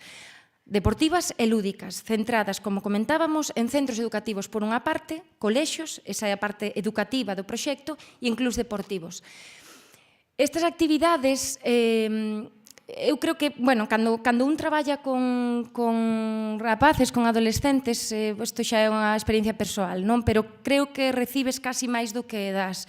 E os propios adolescentes foron os que nos deron, e os adultos que traballaron despois, que colaboraron con nós nos clubs deportivos, foron os que nos foron dando a medida do que necesitábamos dar nas actividades. As actividades estaban plantexadas no papel, pero sí que fomos adaptando na medida do que íamos precisando, facendo adaptacións curriculares, adaptando esas actividades. Eu quedaríame con dúas actividades, así en especial. Unha que foi o Brilé de Comercio Xusto, que creo que funcionou moi ben en centros educativos, porque, ademais de sacar os nenos da aula, sí que nos permitiu achegar a un contexto que eles coñecen como é xogar un partido de Brilé, valores do comercio xusto, sinxelamente poñéndolles un dorsal. A propia flexibilidade da actividade permitía que cada un dos participantes se identificara con un dos valores do comercio xusto e que se desempeñaran diferentes roles de equipo para protexer determinados valores. É dicir, nós terminábamos vendo como os rapaces e as rapazas, sen darse conta, facían estrategias de equipo para protexer valores como a igualdade de xénero, porque senón as consecuencias son graves. Ou o pago xusto, porque se non se cumple ese valor, as consecuencias, aínda que fora xogando un brilé, eran graves. Entón, creemos que as actividades que entraron moi ben, as reaccións dos nenos e das nenas foron moi significativas en momentos, porque sí que pedíamos un pouquiño de feedback despois de cada actividade, e chegaban a sentirse enfadados. Decían, non, sentín rabia, sentín discriminación, sentín... Bueno, pois ese era o éxito da actividade, decir, bueno, pois isto levado á vida é o que sinten moitas persoas cando se quebrantan as regras do mercado xusto. Dadesvos conta de que vos, que sodes nenos e nenas destes colexios ou destes clubs deportivos, tedes xa incluídos valores a través do deporte, valores que son do comercio xusto? Sí, non? Sabían que non poden discriminar a outros nenos, que non consinten, nin conciben que haxa nenos traballando, que teñen que traballar en equipo. Son valores que son propios do comercio xusto, propios dos obxectivos de desenvolvemento sostible da Axenda 2030 da que tanto se fala e que xa os teñen. Entón, o que nós queríamos con isto era darlles a entender que non poden participar ou non deben participar de actividades que quebranten eses valores. Foi unha forma de achegalas. En canto aos clubes deportivos, a actividade que mellor funcionou foi a do partido de reglas inxustas, que aí puidemos adaptalo ao diferente deporte. Tivemos a sorte de contar con clubes de baloncesto, de balonmán, de rugby, e temos aquí o presidente do club de rugby de Lalín. Lalín, por certo, un concello implicadísimo con nós neste proxecto. Aquí Raquel Doallo, que ademais de ser a socióloga do proxecto, é unha das xogadoras do club de fútbol gaélico de Lalín. Tivemos voleibol, ximnasia rítmica, un montón de deportes diferentes, e puidemos facer esa adaptación curricular, ese partido de regras inxustas neses clubs adaptados a eses deportes. Que ocorría neste caso?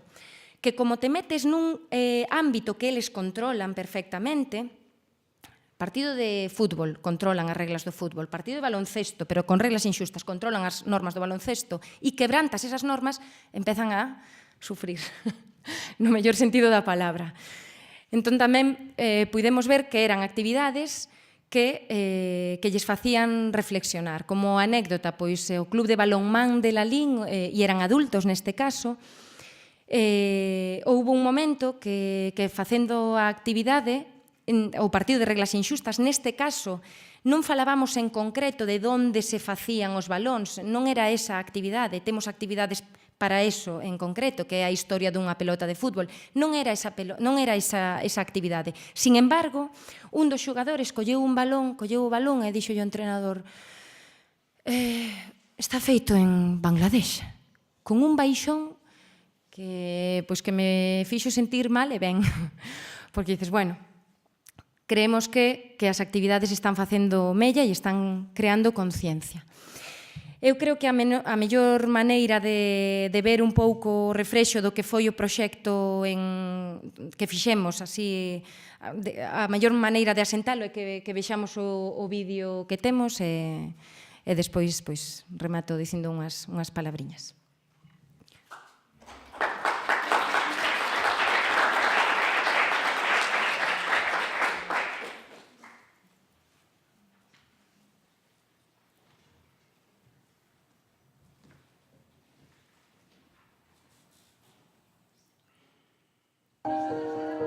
Adestro Conciencia é un proxecto de taller de solidaridade en colaboración coa Xunta de Galicia, no que a través do deporte achegámonos ao comercio xusto e ao consumo responsable.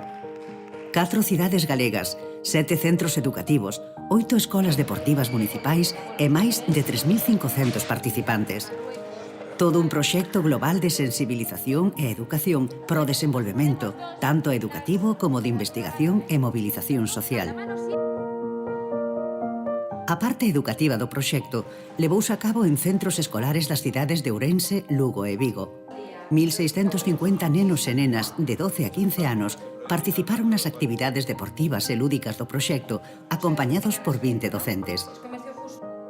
Adestro Conciencia tamén chegou, grazas á súa componente de sensibilización, a 1.800 persoas de entre 20 e 69 anos, usuarios e usuarias das escolas deportivas de Ourense, Lugo e Lalín.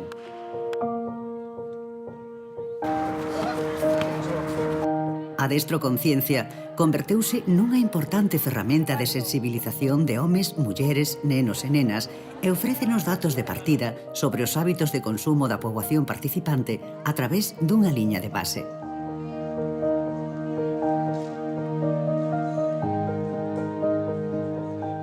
O obxectivo fundamental destas actividades foi traballar sobre as regras actuais do mercado internacional e ver como estas afectan aos países productores, onde se violan sistemáticamente os dereitos humanos, se fomenta a explotación laboral que afecta especialmente a mulleres, nenos e nenas e a degradación ambiental, creando así grandes desigualdades que evitan que moita xente poida sair do círculo da pobreza.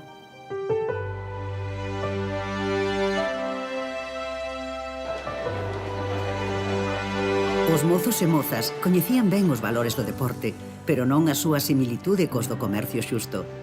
Adestro Conciencia conseguiu sensibilizar sobre como os valores sociais do deporte, cooperación, igualdade, traballo en equipo, están relacionados cos valores do comercio xusto, achegando así nocións de consumo responsable aos participantes. A través das actividades deportivas programadas, lográronse identificar as injustizas do comercio internacional e como esta situación pode verse cambiada con iniciativas como o comercio xusto. Coa actividade de Feito en, os participantes puideron comprobar as diferencias existentes entre o desenvolvemento laboral de homes e mulleres e como a produción téxtil se concentra en determinados países onde non se cumpren unhas condicións de traballo dignas. En la actividad que tuvieron el otro día las niñas, pudieron ver las condiciones en las que trabajan las mujeres en los diferentes países del mundo y las principales barreras que sufren para el desarrollo de su carrera. Bien, ¿habéis visto alguna vez productos ecológicos? Pero sin embargo no había... Nenos e nenas participaron activamente en todas as actividades, sendo conscientes das injustizas laborais que sufren as mulleres. La mayoría de las mujeres que trabajan en fábricas textiles son discriminadas. Démonos conta de que homes e mulleres non teñen as mesmas condicións. As actividades de Adestro Conciencia conseguiron sensibilizar aos participantes sobre como os valores do deporte poden verse transgredidos ao mercar accesorios e roupa deportiva fabricada en condicións indignas de vulneración de dereitos humanos e que contribúen á degradación do medio ambiente. Mostrando todo o que existe detrás da produción dunha pelota de fútbol, os mozos e mozas puideron entender por que é tan importante loitar por un comercio xusto. Me impresionó mucho que en Pakistán niños de mi edad estén haciendo balones. Unha das actividades de taller de solidaridade que máis impactou aos nosos nenos e nenas foi a historia dunha pelota, esa mesma coa que xogan aquí todos os días, ao enterarse de que está feita por nenos e nenas igual que a eles que non teñen un acceso digno á educación. Quedaron realmente sorprendidos. Consumir de xeito responsable supón unha actitude consciente e crítica. Implica seleccionar os produtos que consumimos sabendo como foron producidos e de que maneira chegan ata nós. Son ideas que comprenderon os nenos e as nenas participantes neste proxecto. Cuando compramos productos, tenemos que saber de dónde provienen y cómo han sido producidos. Los productos de comercio justo son fabricados con respeto a los derechos de trabajadores y trabajadoras y al medio ambiente. Debemos comprar produtos de comercio justo. Coa actividade do Partido de Regras Inxustas promoveronse habilidades claves para a vida, como é o diálogo para a resolución de conflitos, á vez que se sensibilizaba sobre a importancia do comercio xusto e a súa relación cos valores do deporte. No Partido de Regras Inxustas, os rapaces sentiron injustiza na súa pele. Coa actividade que fixemos, entendemos que os valores do comercio xusto e do deporte van da man.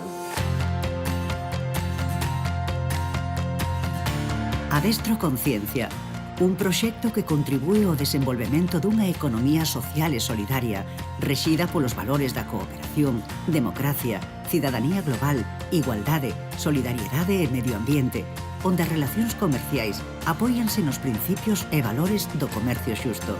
Queres cambiar as cousas? Comeza xa a adestrar a túa conciencia. Perde o peso dun consumismo injusto. Libérate. Define o teu compromiso óptimo. Modélate. Gaña benestar interior formando parte dun cambio global. Enerxízate.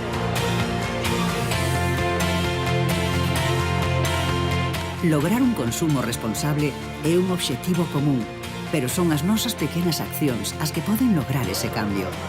Adestro conciencia. Coñécenos en www.tallerdesolidariedad.org/entreno-conciencia.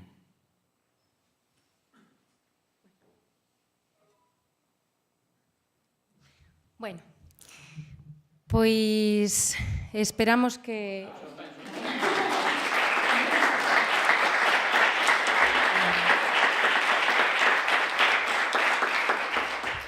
Pois, bueno, esperamos, confiamos en que con este vídeo se poida reflexar un pouquiño mellor cal foi a esencia do proxecto.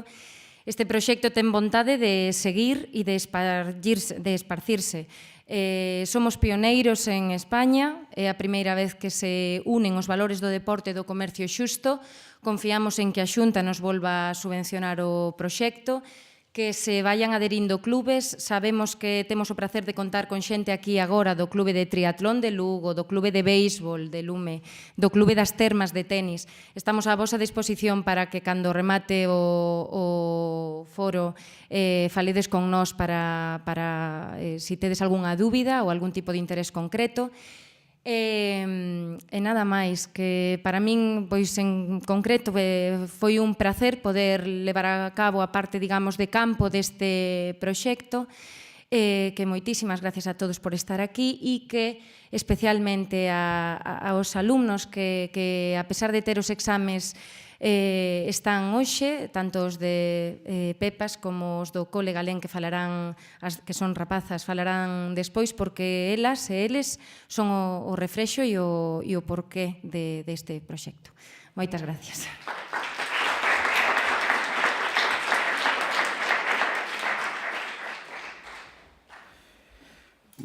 Bueno, pois continuamos agora con Raquel Doallo Álvarez, que é socióloga de Cestola na Cachola, que é unha cooperativa galega que desenvolve proxectos con metodoloxía participativa cara ao apoio a procesos de transformación social, como a promoción do comercio xusto e a economía solidaria.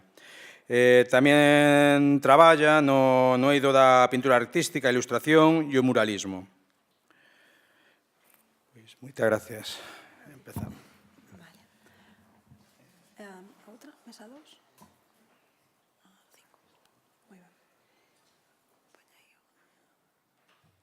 Así, perfecto. Vale. Bueno, bo día. Escoitase, non? Bo día a todas e a todos. Bueno, primeiro, moitas grazas a Adela e a Taller de Solidaridade, a Rocío, a todos os compañeiros e compañeiras, a xente dos centros tamén, porque, bueno, desde Cestola na Cachola, non está hoxe aquí Desiré, que foi outra persoa tamén que fixo o estudo que agora vou presentar. Foi superinteresante tamén a nivel persoal e a profesional tamén participar nun proxecto así. Na nosa cooperativa, sí, como decía aquí o compañeiro, traballamos distintas liñas, unha delas, creo que a liña tamén máis política como cooperativa, é a parte de promoción do consumo consciente de roupa. Por iso, ainda que pareza unha cousa que non pega, a parte de pintura, coa parte de promoción de outros tipos de economías, pois para nos é importante participar neste tipo de proxectos tamén con outras iniciativas que o fan de maneira constante, non? Entón, bueno, agardo non aburrir, porque claro, a mí tócame presentar os resultados dun estudo que se chama Estudo Social con liña de base do proxecto. Entón, así con isto, vale. Vale. Non sei se sabedes o que é unha liña de base. Sona, non? Vale, pois nada, pois unha liña de base é algo que se fai para sentar un pouco as bases, non, dun proxecto. O que busca é coñecer en que puntos está no momento inicial para despois, bueno, primeiro, como comentaba Adela, si é necesario modificar, matizar, adaptar as actividades que xa estaban previstas en papel ao principio, facelo, en función ao que se coñece con ese estudo inicial, e tamén para coñecer que pasou durante o proxecto no momento final, é dicir, medir como estamos ao principio para despois ao final poder ver un pouco o éxito do proxecto, se realmente se cumpriu o esperado, se se sensibilizou, se se fixo unha parte educativa que trascendeu un pouco o proxecto e demais, vale? Entón, unha liña de base, un estudo con liña de base o que busca é iso, pois ver un pouco momento cero, como estamos, e facer un pouco un documento que resulta con esa información, non? Vale, o obxectivo no marco deste proxecto de Adestro Conciencia era proporcionar información de interese previa a iniciar esas actividades que vos acababa de comentar Adela e que aparecían no vídeo. Facelo entre a aprobación destinataria do proxecto, é dicir, entre vos que estades aí, as súas compañeiras, tamén entre as persoas dos clubes deportivos e demais, que iban participar no proxecto. Nas localidades en que se tiña previsto executar o proxecto, neste caso Ourense, Vigo, Lugo e Lalín, e en relación ao que se quería traballar no proxecto. Entón, neste estudo de liña de base, o que fixemos foi intentar ver que grau de coñecemento había, en primeiro lugar, do concepto comercio xusto, si se sabía o que era, si non, que grau de sensibilización, é dicir, non só saber o que significa, sino a ver que facemos.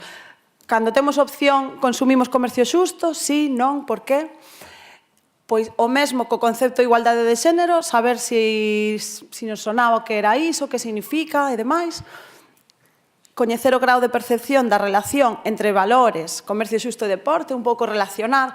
Non se trata só de saber que é igualdade de xénero, sino como se aplica no noso día a día, neste caso na práctica deportiva. E coñecer o grau de coñecemento dos famosos, ou polo menos que nos sonaba, Obxectivos de Desenvolvemento Sostible, ODS, vai aparecer aí todo o tempo, ODS. Ou que é o mesmo, interiorizar en que grau, se de maneira baixa, media ou alta, as persoas que ibades participar no proxecto, relacionabades todo isto na vosa vida e na vosa práctica deportiva, vale? Entón, para iso, o que fixemos foi preguntar ás persoas que ibades participar no proxecto, falo para vos diante, porque sosteño aí, así que xeñal. Preguntámosvos en forma de enquisas e facendo algunhas dinámicas que de feito se fixeron no Centro Galén, preguntarvos se sabíades o que era o comercio xusto, se pensabades que tiña algo que ver co deporte que estabades practicando, se pensabades que os valores do deporte que estabades practicando ou que practicaban nos colexios e nos centros educativos tiña algo que ver con ese concepto do comercio xusto, se a cuestión de xénero, cuestións ligadas á igualdade entre homes e mulleres, tiña algo que ver tamén aí ou non, e se sabíamos algo, se tamén se relacionaban con iso os obxectivos de desenvolvemento sostible.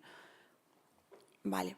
Como fixemos? Bueno, pois primeiro a nós tocounos un pouco empaparnos do proxecto, vale? Nos somos unha entidade, digamos, externa, como cooperativa, entón tivemos que entrar en contacto con a realidade de como quería Taller de Solidaridade desenvolver ese proxecto, como querían desenvolver os centros e demais, non? Entón, pois, lectura, definir como podíamos facer ese traballo cos nosos recursos, éramos 2 persoas e demais, e decidimos e acordamos recoller información a través de 2 vías. Unha máis gorda, as enquisas que vos mandamos, que foran aí como fundamental, dando a lata aos profes e demais, por favor, pedide que completen as enquisas e demais, tamén nos clubes deportivos, dándolle a lata a Alex e demais. E de maneira complementaria, fixemos menos, entón para nós tamén é importante sinalar iso, que se fixo de maneira complementaria, pero sí que reforzou os resultados das enquisas, fixemos unha serie de dinámicas grupais. Todo isto é previo ao inicio do proxecto, e é necesario facelo ao principio para o que vos comentaba. Con iso, o que quero decir é que, aínda que para nós é superimportante presentar os resultados do estudo, tamén é importante saber que é un estudo que está limitado polo propio proxecto. Entón, as conclusións que se sacan son para este proxecto. O ideal sería cada vez facer proxectos máis amplos e máis grandes para que as conclusións tamén fosen aínda máis globais. Entón, as conclusións que imos sacar hoxe son de como estaba a realidade o inicio do proxecto nas localidades coas persoas coas que se traballou despois durante estes meses desde Taller de Solidaridade. Entón, tratábase dun proxecto que era un proxecto de curta duración no sentido de que é unha primeira fase, vale? Está tamén un momento exploratorio, a ver como un proxecto piloto, ás veces chamábamos, non? Tamén dependen os resultados do número de centros educativos e centros deportivos cos que se traballou, os resultados están asociados ás localidades en que se traballou, e a un público, por unha banda, adolescente, vale, entre 12 e 17 anos, e o público menos mozo, como digo eu, ou adulto, vale, que sería, en este caso, persoas dos clubes deportivos de la LIM, vale?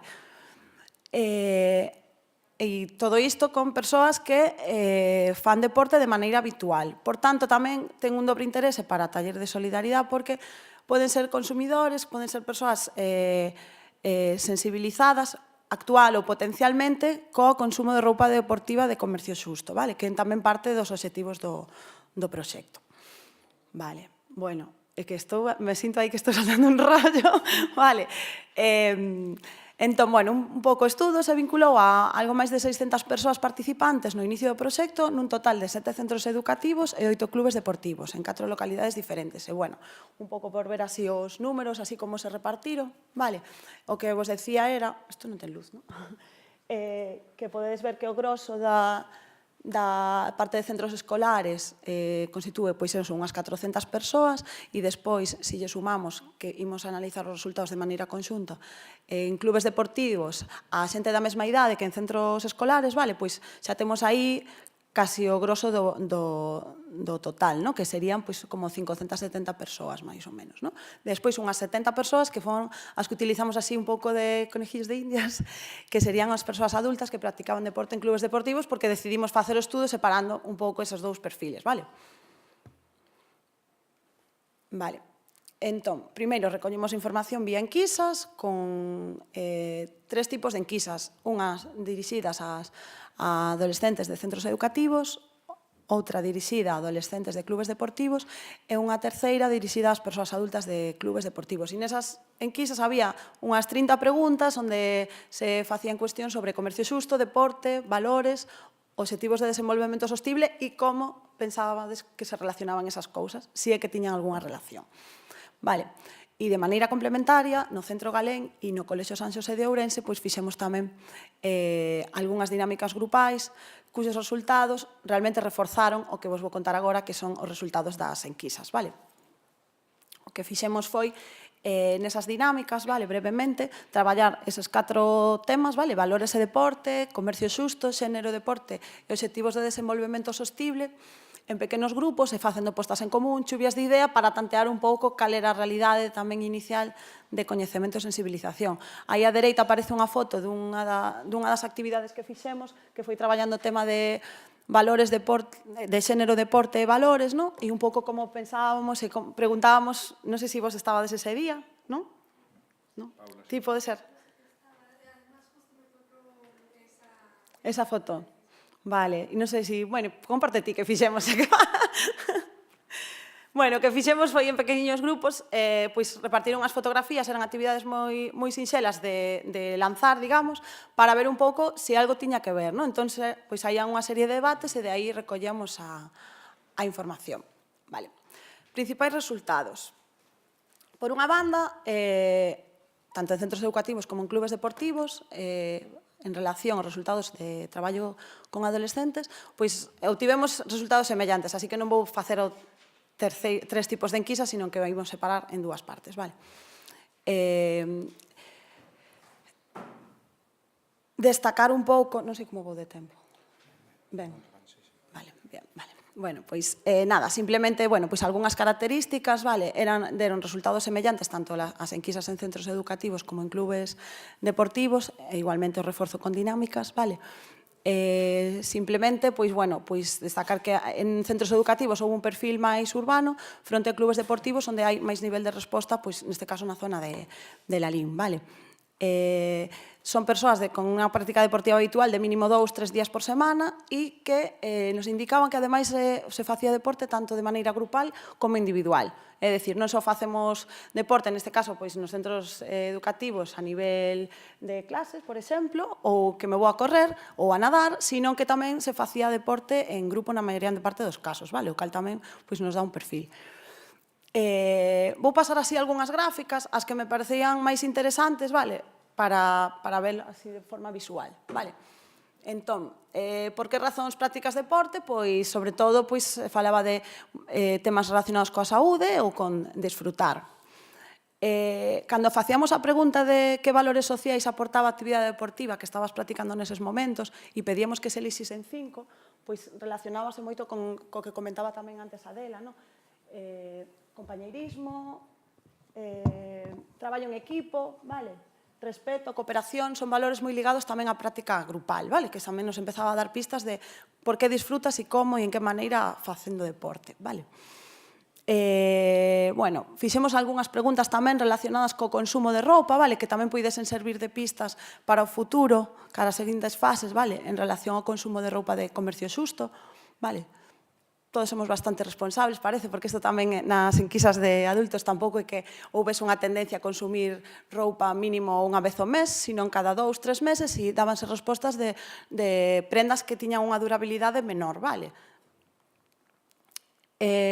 Mércanse en tendas deportivas da nosa localidade, sobre todo, con razón relacionada como que son de máis fácil acceso. Vale, é onde mellor atopo o que busco. Vale. Entre os aspectos que pensabades que deberían ser máis importantes a hora de mercar roupa deportiva, antes de iniciar o proxecto, cando menos, aparecían sobre todo a calidade e o prezo, vale? E por debaixo deses, pois aparecían pois a marca, razóns ecolóxicas ou temas máis sociais relacionados como as condicións de traballo das persoas que fabricaban a roupa, vale? E aí comezábamos a facer preguntas sobre a percepción e relación, vale, da nosa vida e do noso consumo tamén con comercio xusto e deporte, vale? Non sei se que se ve, non? Que está xigante. Ante preguntas relacionadas co concepto, vale, do grau de coñecemento alrededor do comercio xusto, pois víamos que había pois unhas ideas, non, de cousas que se relacionaban co concepto de alguna maneira, non todas, pois si relacionado coa parte económica e de dereitos laborais, non sempre relacionado coa parte máis ecolóxica, que tamén inclúe o traballo e o respeto dos valores do comercio xusto, entón íbamos aí tanteando, non? Consumiches produtos de comercio xusto algunha vez? Pois a maioría non o sabe, vale? Esta terceira, vale? Que eso pode ser que sí ou que non, pero non os facemos conscientemente, non? E se vamos a esta gráfica, pois en maior medida de alimentación, é certo que parece que son máis accesibles aos produtos de alimentación de comercio xusto, en menor medida roupa e, último, artesanía, pero xa sabemos que aí hai unha barra de que a maioría da xente non o sabía, entón a xente que contestou a isto pois eran menos persoas, non? E, por suposto, pois, nunca ou case nunca, ou non sei, é roupa de comercio xusto ou ecolóxico. Crees que existe igualdade de xénero no deporte? Pois aquí vai haber un resultado moi diferente ao que obtivemos con persoas adultas. O 40% máis ou menos dicía que sí. Eso a nivel clase, fixemos tamén esa chuvia de ideas nos exercicios e había de todo, non? Lembrades vos, así como unha xente levantaba, outra non tiña seguro e demais. Despois, cando facíamos actividades de debate, cando poñíamos a fotografía e veíamos que unha persoa que gañou na mesma categoría, se era muller, non era tan recoñecida como se era home, que todos sabíamos quen era, non? E saía na tele, iba máis xente a velo, tiña máis patrocinios, non? Pois xa se iban vendo máis as reflexións alrededor disto. E, en relación ao coñecemento e percepción dos obxectivos de desenvolvemento sostible, pois a maioría contestabades que nunca escoitarades falar deles, vale? Nota para profes, aínda que sei que no galén sí que se fixo, vale? Pero, bueno, é tamén algo de interés. En relación a adultos, a persoas adultas, bueno, neste caso, as persoas que responderon ás enquisas, aquí sí que non se fixeron dinámicas, foron casi a totalidade das persoas as que se lle enviou, non sei se por pesadilla, pero é certo que todo o mundo respondeu a enquisas, é que é un resultado bastante representativo, é un grupo de 70 persoas, vale? É un perfil mayoritario de 31-40 anos, como vemos aquí, seguido de 20-30, vale? Por eso tamén decidimos separar os resultados. 5 minutos, moi ben. Moitas das persoas están traballando, vale? E, bueno, fixemos tamén algunha cuestión neste caso que tamén nos serviría para traballar e relacionar a parte de consumo de roupa deportiva de temas relacionados co nivel de ingresos, vale? que unha vez máis, pois sí que tamén aquí a fenda de xénero, aínda que esta sexa unha pregunta moi concreta, pois sí que vemos, non? Onde homes sería a columna da esquerda, vale?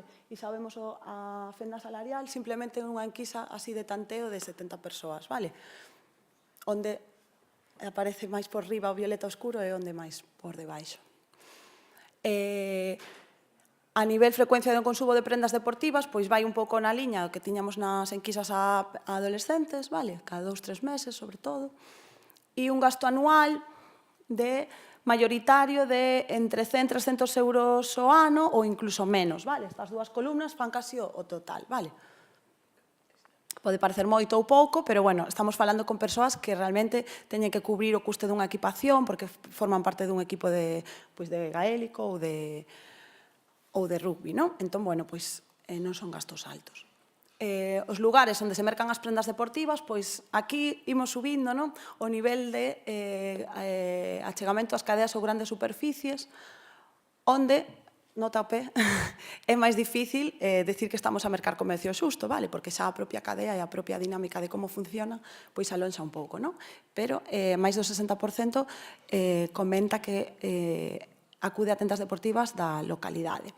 Síguese valorando, sobre todo, calidade e prezo por riba de outros criterios, como poden ser a marca ou, para o noso estudo, que era tamén interesante incluir, aspectos como impacto ecolóxico ou condicións de traballo das persoas que fabrican a roupa.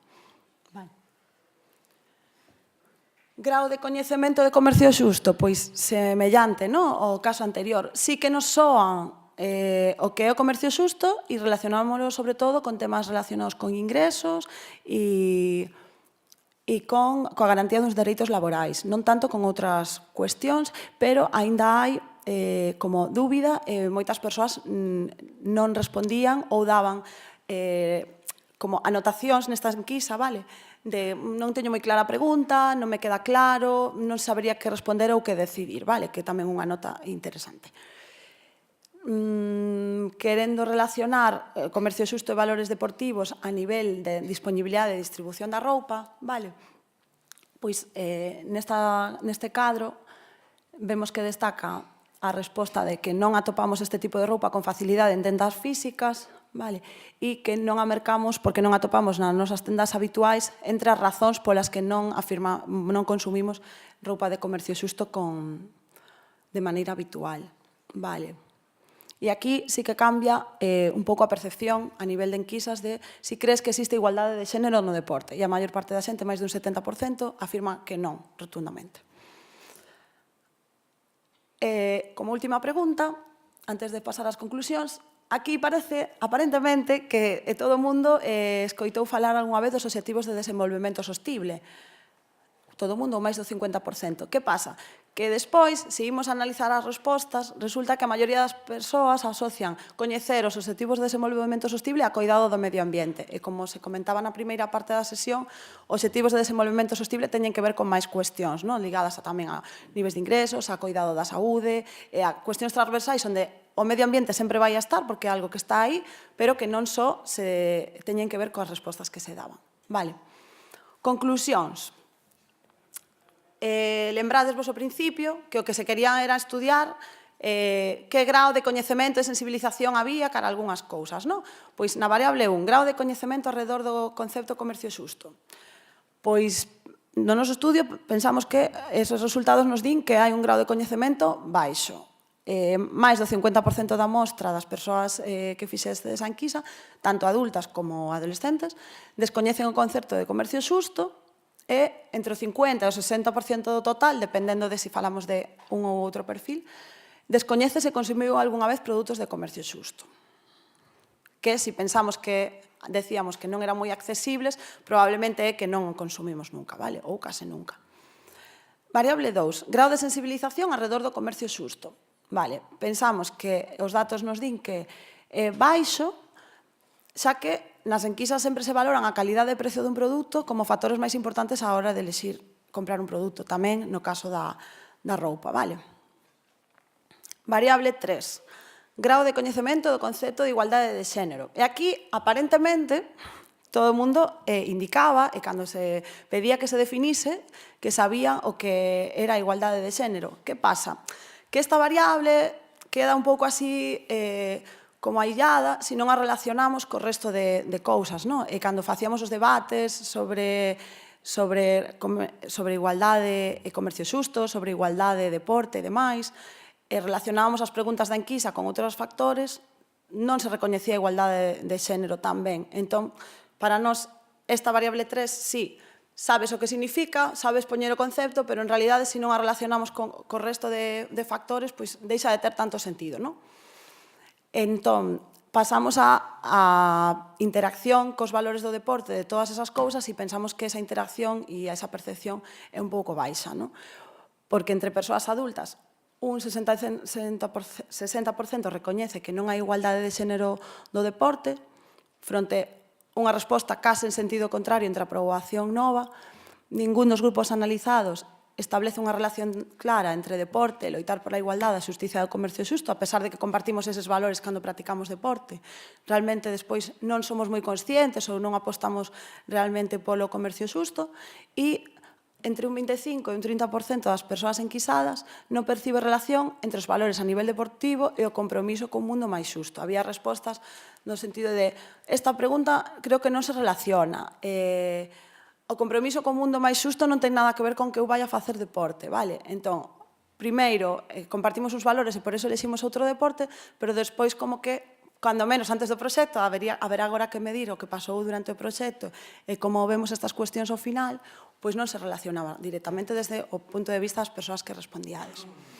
E, por último, pois sí que quedou claro que non había un nivel de coñecemento alto do que son os ODS, os Obxectivos de Desenvolvemento Sostible. Xa acabo, Entón, en consecuencia, pois usírense moderados ou baixos niveis de coñecemento arredor do que se vai traballar, por tanto, parece que ten lógica e ten sentido escoller estes conceptos para introducilos no traballo do proxecto e realmente pois sí que atopábamos que non estábamos moi sensibilizadas cara á relación dos deportes con eses valores que estábamos a traballar, vale? Por tanto, tamén isto serviu para propoñer este estudo como un reforzo ao proxecto para que insistise en relacionar toda esta parte tal e como estaba plantexado. Nada máis, moitas grazas. Noraboa polo encontro.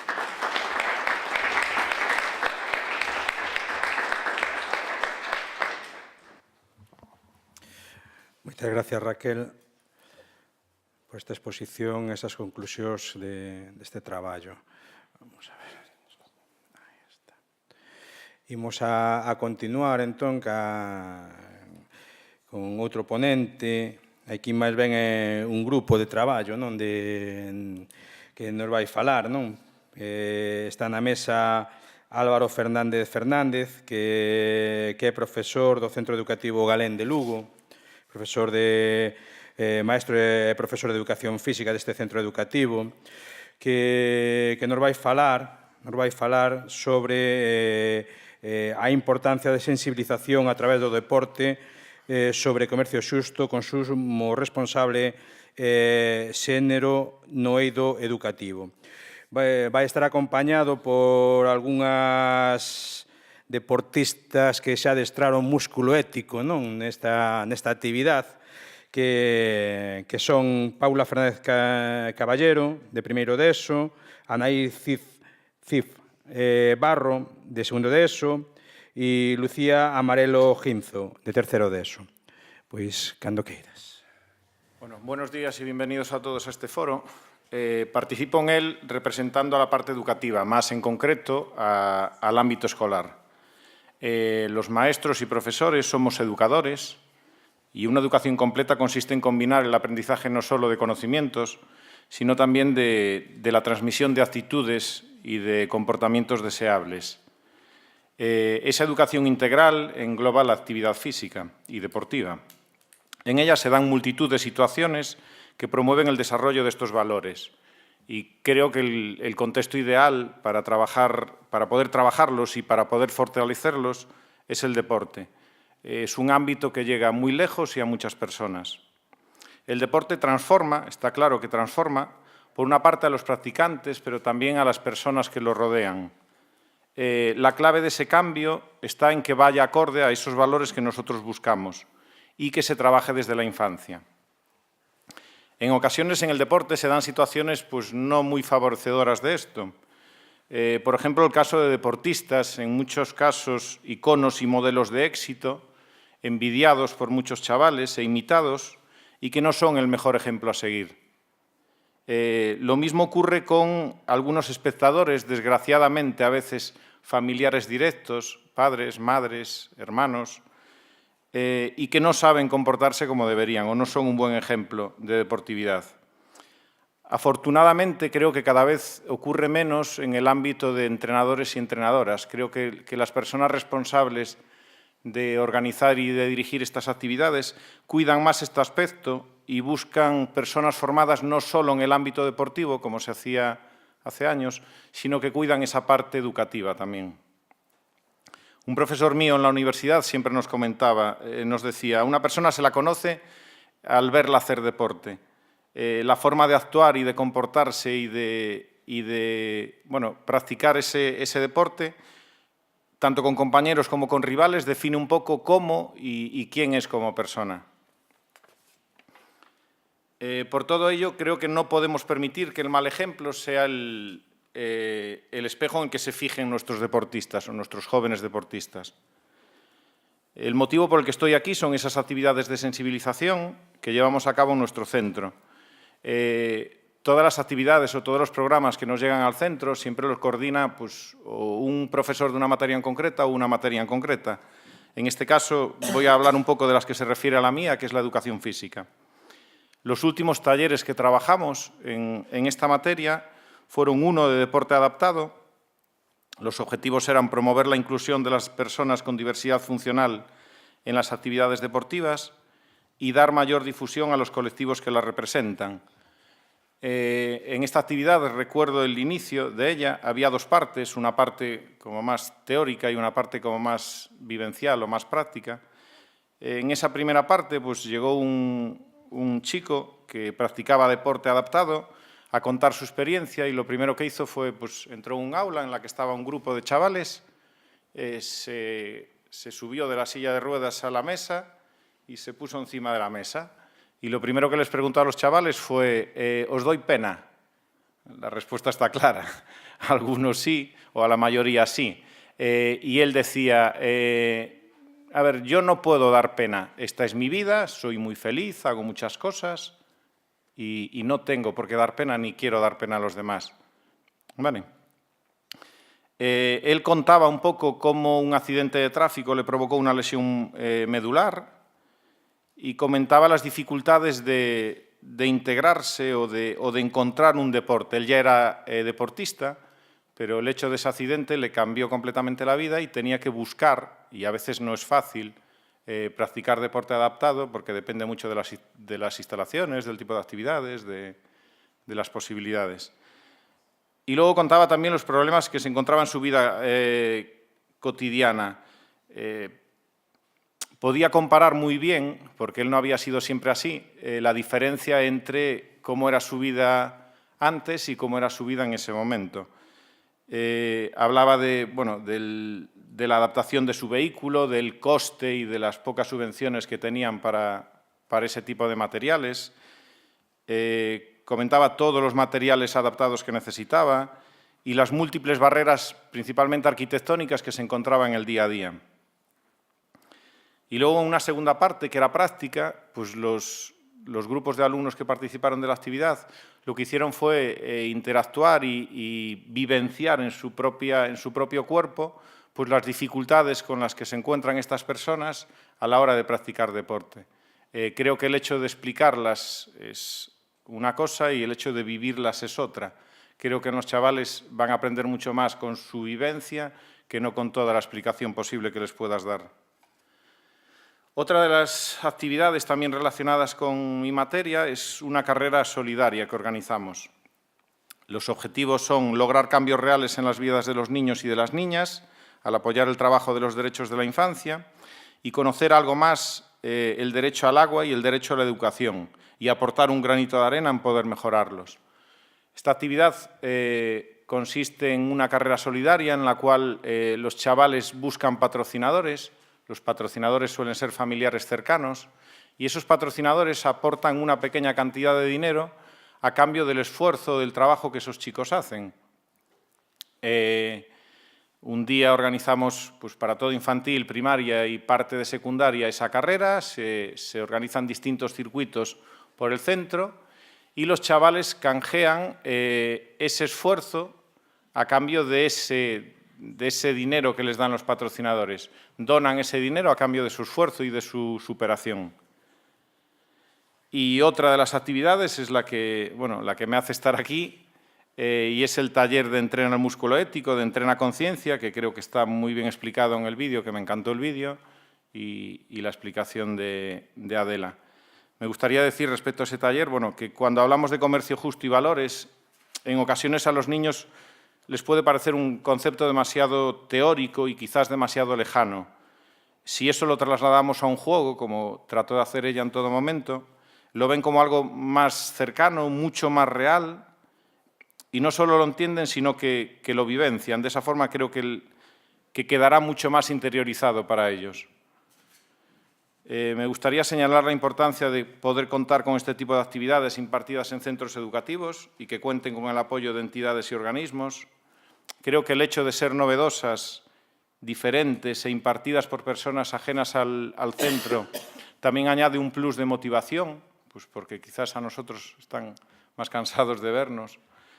Me gustaría agradecer públicamente el haber sido escogido como uno de los centros participantes en ese programa.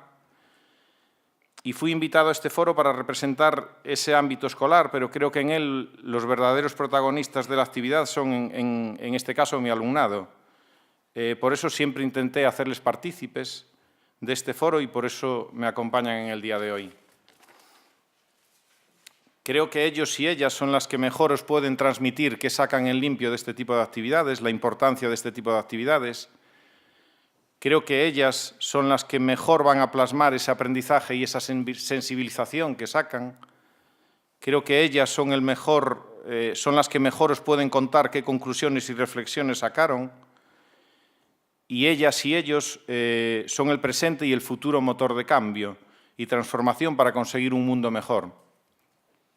Me gustaría poder contar con todos, pero hoy teníamos un día muy complicado en el centro porque era el Día del Medio Ambiente y teníamos otras actividades organizadas, entonces no fue posible, sino posiblemente estarían aquí presentes algún grupo. Pero en representación pues traigo a una alumna de primero de ESO, a una alumna de segundo de ESO y a otra de tercero. Creo que para provocar ese cambio no hay una receta mágica, creo que lo único que podemos hacer es querer y luchar para conseguir una sociedad mejor. Y creo que hay muchas oportunidades para cambiar las cosas. Creo que a modo personal a mí me hizo pensar esta jornada mucho, reflexionar mucho y posiblemente cambiar cantidad de cosas que no estoy haciendo como me gustaría. Espero que a lo largo de los años pues cada vez tenga que cambiar menos cosas. Y doy paso a Paula Fernández de primero de ESO, que va a tratar de contaros un poquillo su experiencia después de la actividad.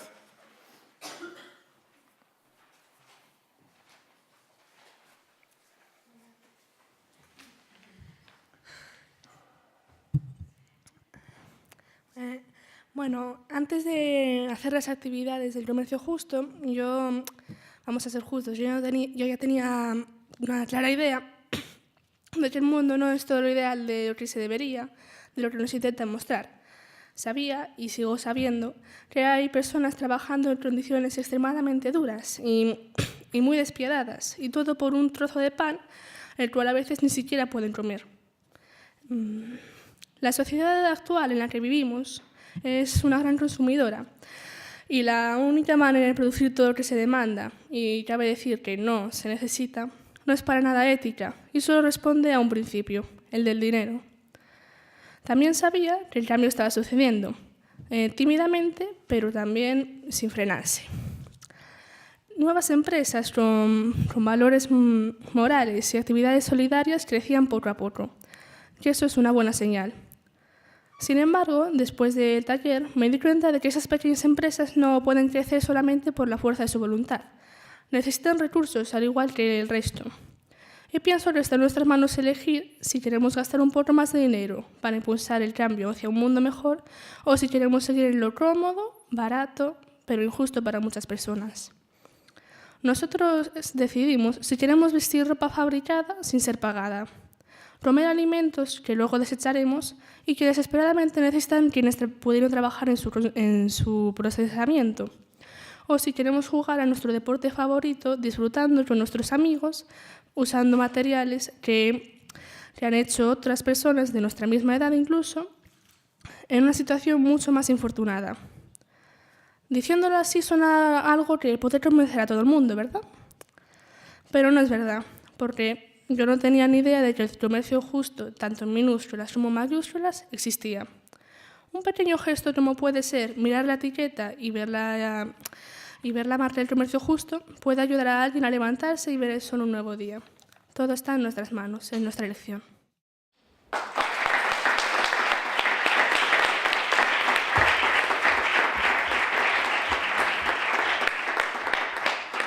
A continuación, Anaís Cins Barro, alumna de segundo de ESO.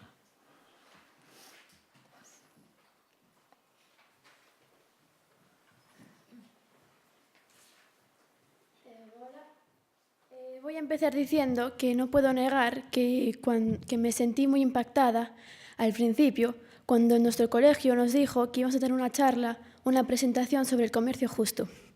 Porque ahora todos sabemos que los adolescentes tenemos muchos otros intereses y que somos más reacios a charlas porque queremos saberlo todo. Pero en este caso no fue así. Me llevé una buena sorpresa a medida que iba pasando el tiempo y nos iban explicando la actividad y de qué trataba el comercio justo. Me di cuenta que era una manera de aprender divertida y muy diferente. Cuando nos fueron explicando, cada vez era más interesante. Nos iban explicando los factores, cómo se necesitaba para tener un comercio justo, como por ejemplo, cómo pagar justamente a los empleados, a los obreros, la igualdad salarial entre la mujer y el hombre, que era muy importante. También nos enseñaron que había que tener un lugar apto de trabajo y también que había que adquirir productos que no hubieran usado mano de obra infantil, porque ahora todos sabemos que hay muchas empresas que están usando a niños que están siendo explotados por mucho tiempo y por muy poco o nada a cambio. Para que observéis lo divertida, lo amena que fue esta actividad, a lo largo de la misma nos propusieron un juego, que era el Brilé, que con él intentaban que concienciáramos la importancia de los distintos factores que sin él el comercio justo no habría existido.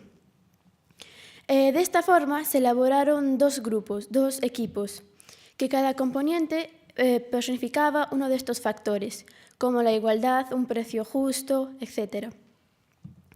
Los factores que hemos nombrado anteriormente son los más importantes y cuando se eliminaban en el juego este factor, o en este caso la persona, nos percatábamos de su importancia en el comercio justo. ¿Cómo nos percatábamos? Porque cada vez que se eliminaban con la desigualdad, ese grupo tenía que o taparse el ojo con la mano o ponerse la mano detrás de la nuca, o otras muchas posiciones que hacían que el juego aumentara su dificultad. Y también nos enseñó que entendiéramos la dificultad que tiene el comercio justo al abrirse paso en este mundo, cuando quitamos la desigualdad, un precio justo, un lugar de trabajo apto, etc. Entonces, en mi caso, no sé si en los demás, mi conclusión final es que el comercio justo debería ser un punto a tener en cuenta en todas las instituciones y gobiernos sobre la ética en las relaciones comerciales, que se debe limitar como el beneficio y se debe primar otro tipo de variables en dichas relaciones. Así solo se alcanzará, o más bien nos acercaremos a un comercio verdaderamente justo. Gracias.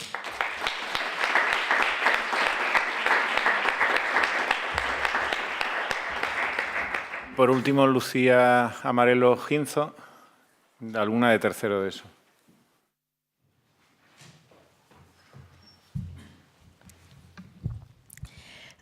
El comercio justo, 10 principios, 44 palabras que sostienen a millones. No es una densa red, ni siquiera una que nos importe, pero hay millones de personas que no quieren caer al vacío. La supervivencia es difícil en tiempos de vendas y caretas, en tiempos de indiferencia e ignorancia. Las personas buenas son sepultadas para que no destapen la gran manta que nos cubre, para que no nos hagan dejar atrás el falso paraíso. No muchas personas les importará la verdad, otras la escucharán y volverán la cabeza sin reparos. Tratarán de olvidar, de recuperar la venda hecha jirones. ¿Serás tú una de ellas? ¿Simplemente te irás dejando atrás a personas que necesitan tu ayuda? ¿O escucharás su llamada y volverás la vista, recobrando la compostura y tu careta? ¿Volverás a la masa gris y homogénea en la que nos hemos convertido? ¿O correrás hasta el fin del mundo cargando con el peso de la vida de muchas personas? Es tu decisión. La vida queda marcada por ellas. ¿Serás capaz de olvidar a la familia campesina que se muere de hambre porque no tiene ninguna oportunidad de competir contra su mayor miedo, las multinacionales? Y todo lo que implican. Desecharás de tu mente la pálida cara de la niña que quería ser ingeniera y que nunca podrá porque su familia se hunde en la ciénaga mortal de la pobreza. Podrás volver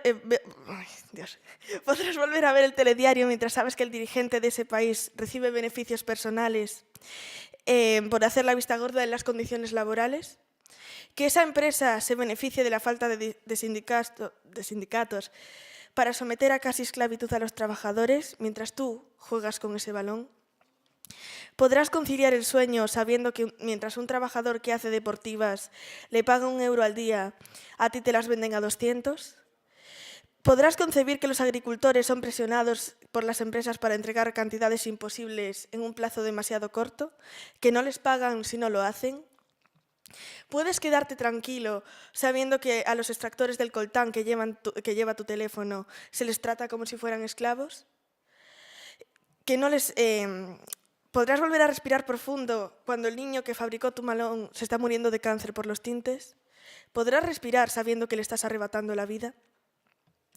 ¿Podrás enamorarte sabiendo que al otro lado del mundo las mujeres ganan menos de la mitad de lo que lo hacen los hombres? ¿Podrás vivir con el hecho de que el machismo esté tan profundamente enraizado en esos países? ¿Olvidarás al trabajador que echaron por orinarse encima porque no les dejan parar ni para ir al baño y que ahora se muere de hambre? Volverás la mirada atrás y no verás a todos los muertos en las explosiones de las minas o de silicosis por las malas condiciones y la falta de medidas de prevención de riesgos laborales. ¿Podrás seguir con tu triunfal vida cuando el niño que hacía balones de fútbol afirmó que quería ser astronauta y no puede ni acercarse al álgebra? ¿Podrás taparte la nariz lo suficiente para no oler el humo que consume nuestra tierra? ¿Cubrirte lo suficiente para que el ácido que llueve no te perfore la piel? ¿Hacer caso omiso de los alaridos de muerte de los animales y el suicidio de las plantas? ¿Serás capaz de no hablarles de esto a otros? ¿De no explicarles lo que no queremos ver? ¿De no llegar a su corazón? Si te ves capaz de hacerlo, adelante, no te retendremos. Te devolveremos tu ansia de venda y tu ignorancia. Te la coseremos si hace falta.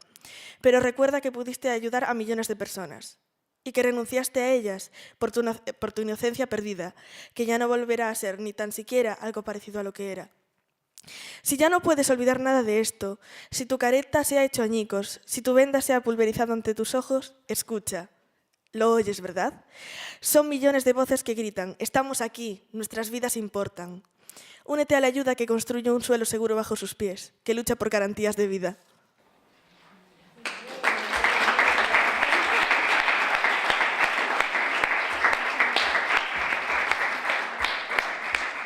Bueno, creo que después de estas conclusiones poco más se puede decir que enhorabuena y otro aplauso.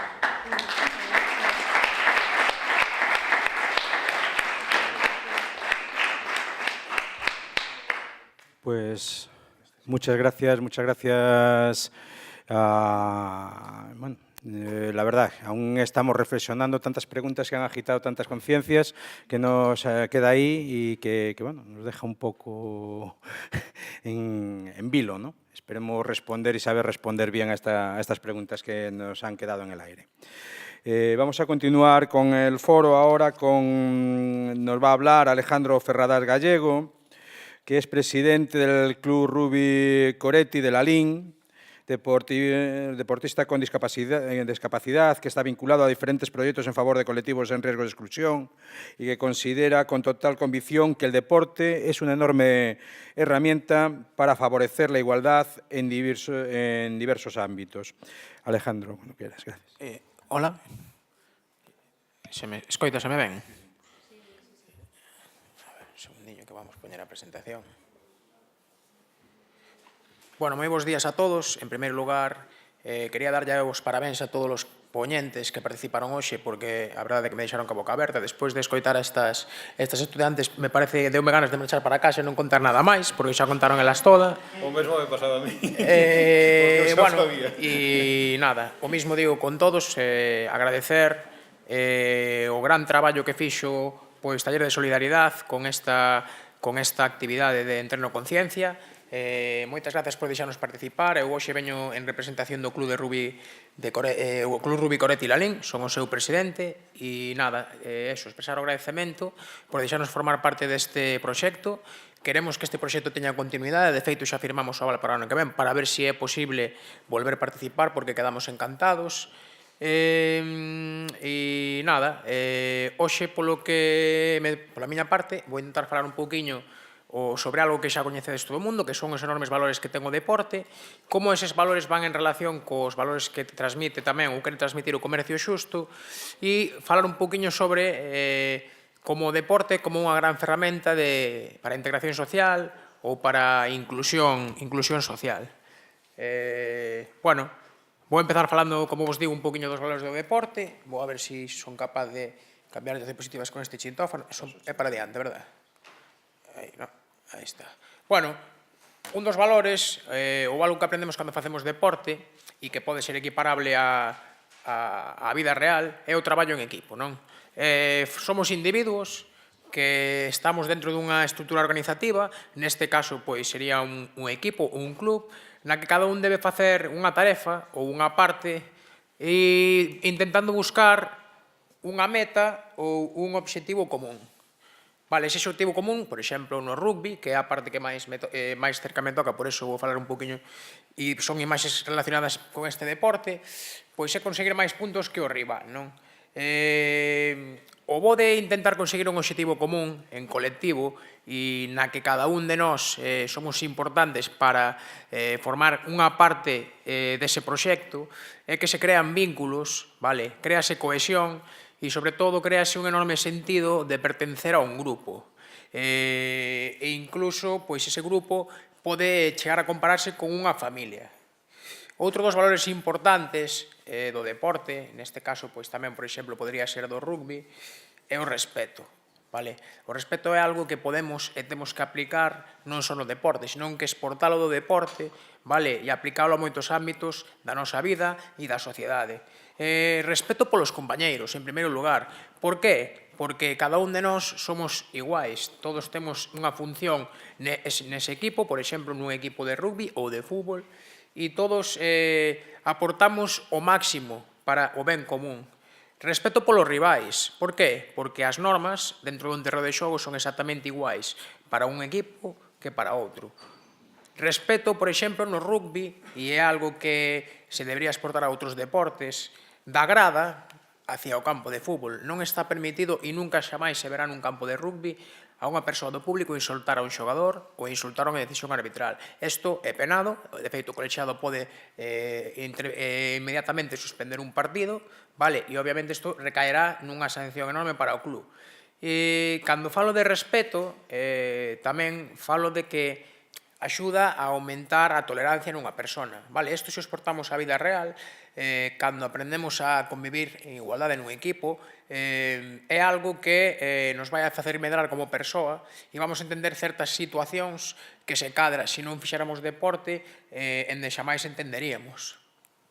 Por suposto, o esforzo é outra das cousas importantes cando facemos deporte, sobre todo aquilo de que non se consigue nada sin traballar, vale, que ninguén regala nada, aprendemos a ser constantes, a sacrificarnos e, sobre todo, a facelo non con fins individuales, senón con fins colectivos, vale, porque todos temos un obxectivo común. Aprendemos certas dotes sobre responsabilidade, vale? Porque, en certo modo, o equipo depende de nós e nós dependemos do equipo, vale? Isto, se o traducimos á sociedade, é igual. A sociedade dependería de nós e nós, pois, en certo modo, tamén da sociedade, o que nos leva a un compromiso mutuo, vale? Eu acepto facer isto e o equipo acepta facer isto. Polo tanto, cando conseguimos logros ou fracasos, son compartidos. Si ganamos, ganamos todos. Si perdemos, perdemos todos. Isto axúdanos tamén a aprender dos nosos erros, vale? E a recoñecelos. Por suposto, algo moi importante tamén é a disciplina. Dice que no rugby, por exemplo, un xogador está aos 80 minutos de xogo finxindo non estar lesionado. Vale, eu teño visto xente que ao mellor rompe unha muñeca e sigue xogando no campo, para que vos deades conta un pouquiño do compromiso deste deporte.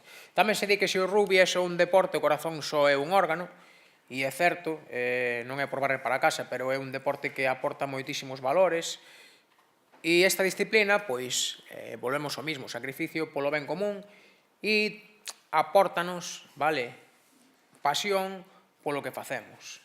E, por suposto, a disciplina é acatar as regras que se nos impoñen.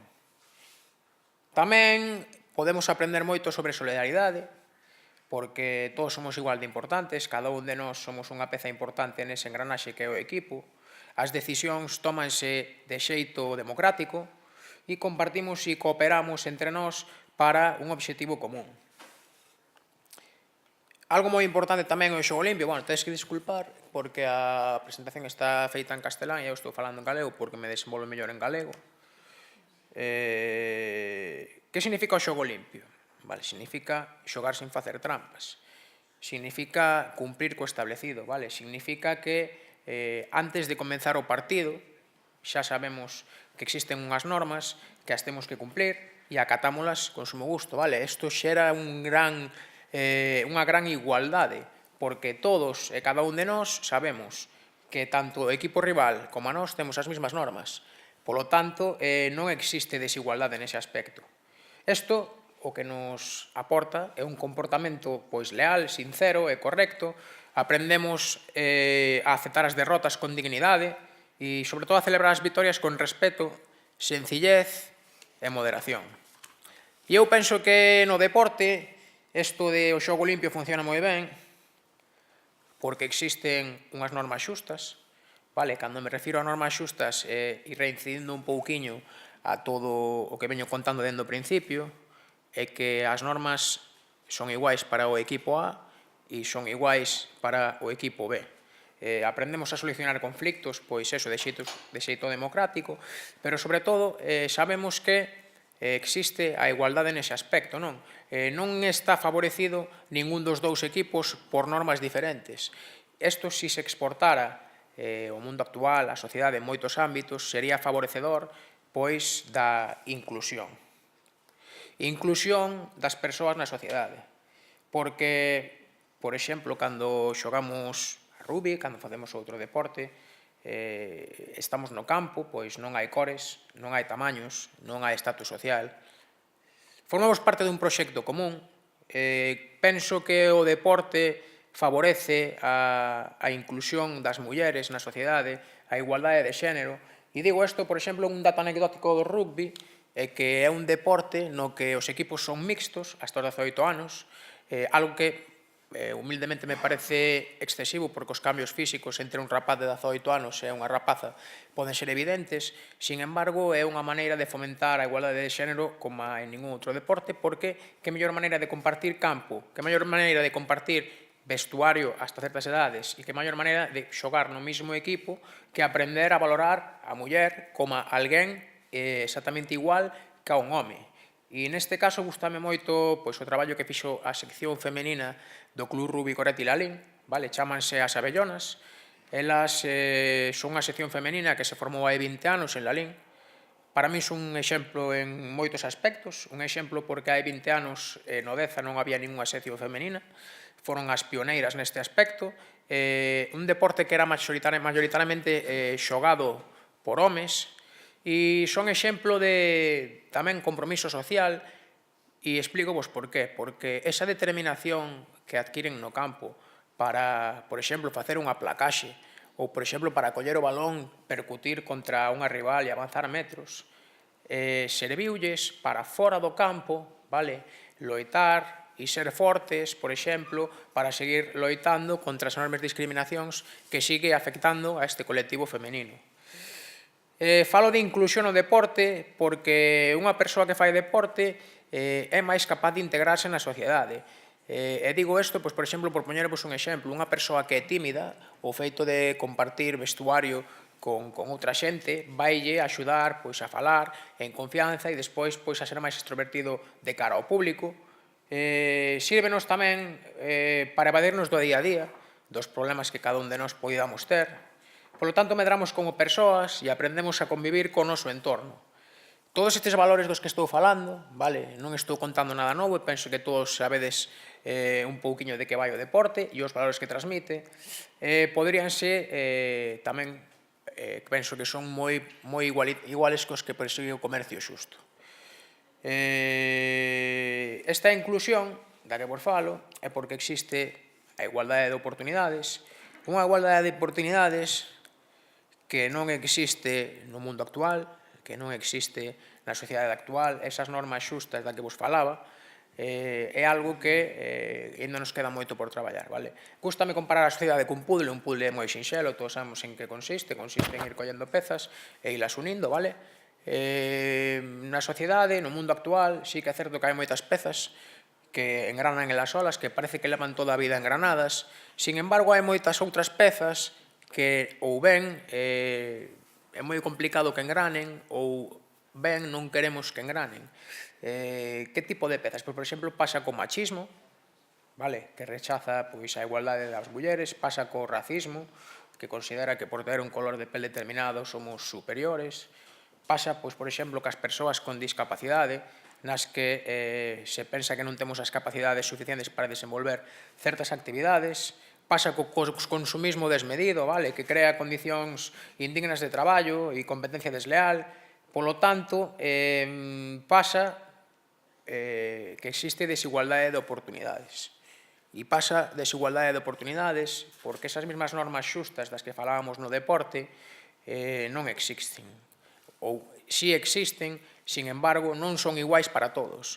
Vale, aquelo de que no deporte non se pode facer trampas, na vida real se pode facer trampas, de feito, moita xente fai trampas para o beneficio individual en vez do colectivo, vale? Como sempre, cabe mencionar os cartos, o día de hoxe os cartos é, digamos, o que máis nos incita aos intereses individuais en vez de colectivos, e, a ver, moitas normas destas inxustas veñen dadas pola propia cultura dos países, vale? Hai moitos países nos que é moi complicado meter mao, por exemplo, no mundo musulmán, no que a muller é tratada pouco máis como unha besta, sendo duros, é moi difícil cambiar esas mentalidades. Pero moitas veces, e isto xa é unha opinión personal, estas normas inxustas poderíamolas cambiar, pero non as cambiamos simplemente porque descoñecémolas ou por mera ignorancia. E aquí é onde entra o traballo importante de sensibilización, o traballo importante que fixo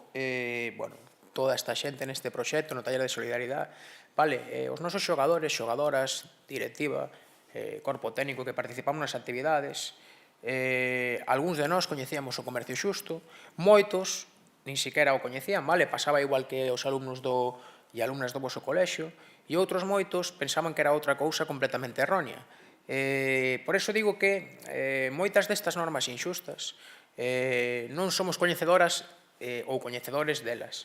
É moi importante o traballo que facedes para chegar diferentes realidades e, sobre todo, que esas realidades as poidamos vivir en carne propia, porque só así é cando nos damos conta do realmente importantes que son para cambiar o mundo actual, non? E, bueno, gustaríame falarvos tamén, seguir falando de deporte, falarvos un pouquiño agora sobre o que me toca a min vivir xa non a nivel equipo como presidente, senón como a nivel individual. Vale, eu dende pequeniño fixen un deporte, cando tiña 2 anos xa era capaz de nadar, e xa unha foto de, nacín en Andorra, e gustábame moitos deportes de neve, esquiar, por exemplo, xoguei a baloncesto moitos anos, vale? Despois, cando nos veñamos a vivir a Galicia, pois tamén xoguei a balonmano no equipo no balonmán Lalín e era un deporte que me gustaba moito. E despois xoguei tamén outros 10 anos a un dos deportes que máis pasión me produxo e que, de feito, por eso sigo vinculado a ela a día de hoxe, que é o rugby.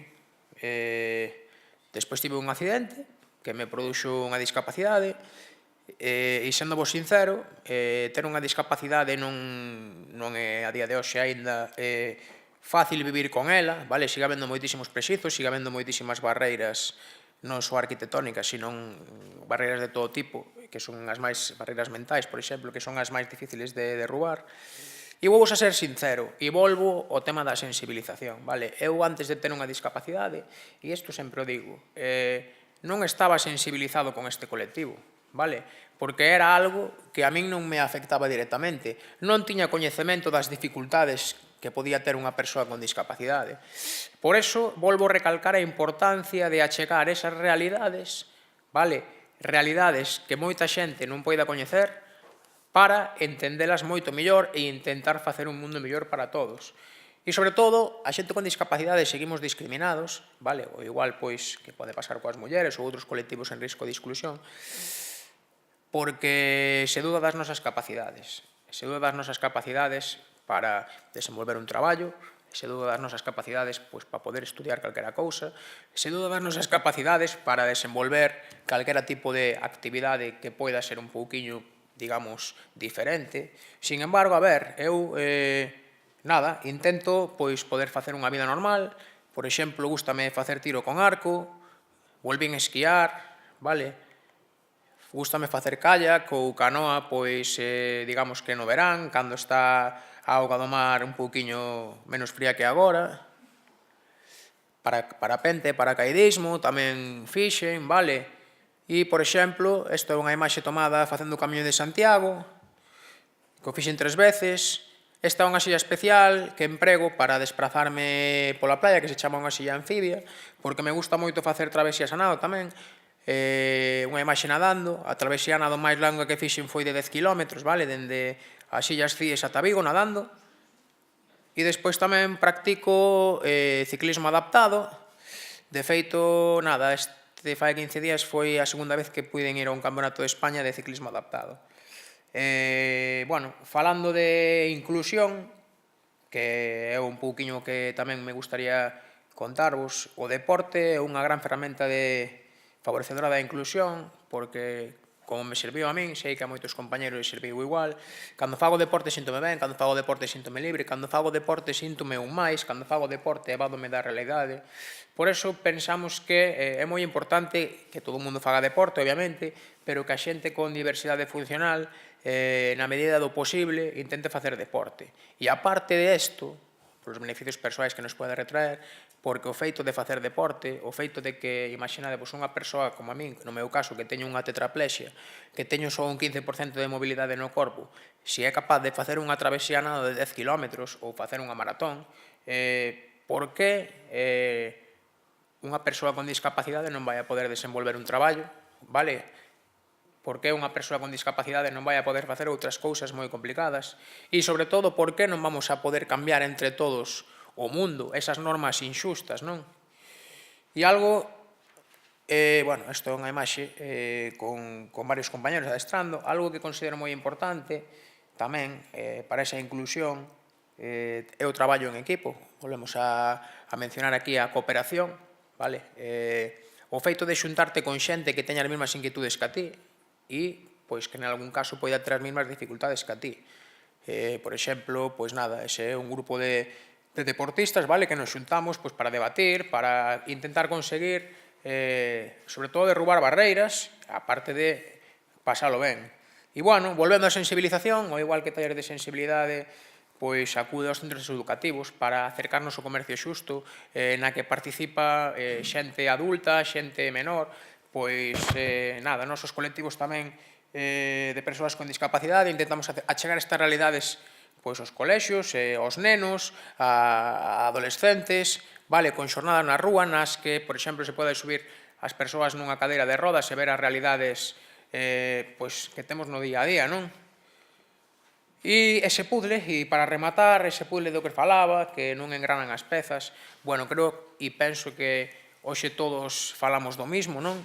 Falamos de que para intentar conseguir ese cambio global, para intentar conseguir eses cambios que fagan desta vida, desta sociedade, deste mundo actual, algo máis xusto, todo parte de nós mesmos, da nosa inquietude de intentar mellorar a cousa, parte de xuntarnos con outra xente con mesmos obxectivos comuns, pero tamén é moito traballo de que a xente que nos goberna, a xente que está por arriba, que é a que realmente tería poder para cambiar as cousas, nos tenda a súa man e nos axude a conseguir este mundo mellor para todos. Sin máis, unha vez máis agradecervos a todos a vosa atención, gracias por darnos a oportunidade de expoñer hoxe o noso pensamento aquí e darvos os parabéns por este proxectazo e animarvos a seguir con isto para próximas edicións.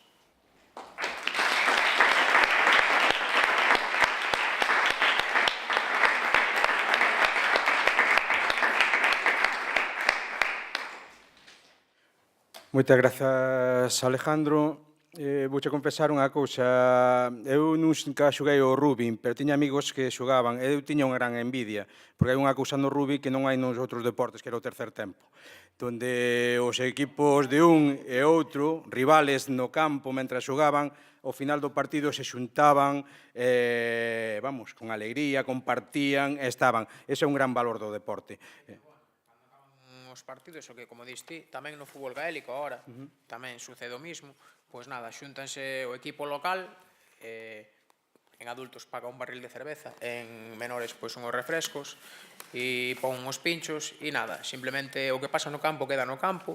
De feito, no rugby, algo tamén moi importante, que cando remata o partido, o equipo perdedor faille un pasillo, o equipo ganador, que no fútbol parece que cando se fai un pasillo, o Madrid ten que facerlle o pasillo, parece unha humillación enorme, pois é o pan noso de cada día no rugby, é máximo respeto ao rival, e pois non pasa despois de a polémica de foi penalti, e despois no terceiro tempo, como ben digo, unhas cervezas, unhos pinchos e todos amigos. E nos vemos en la próxima. E aínda que teñamos unha cella rota ou unha orella pois colgando, pois queda aí a cousa. O terceiro tempo sea a nota predominante en todos os deportes, en toda a vida, en nosa vida, non? Moitas gracias aos tres. Agora hai uns minutos de debate, non sei se de deixarvos abertos o micro por se alguén quere expor algo, preguntar algo a estes ponentes, aos ponentes anteriores, ao mellor compartir algunha experiencia. Queda aberto, non vos peguedes por a falar,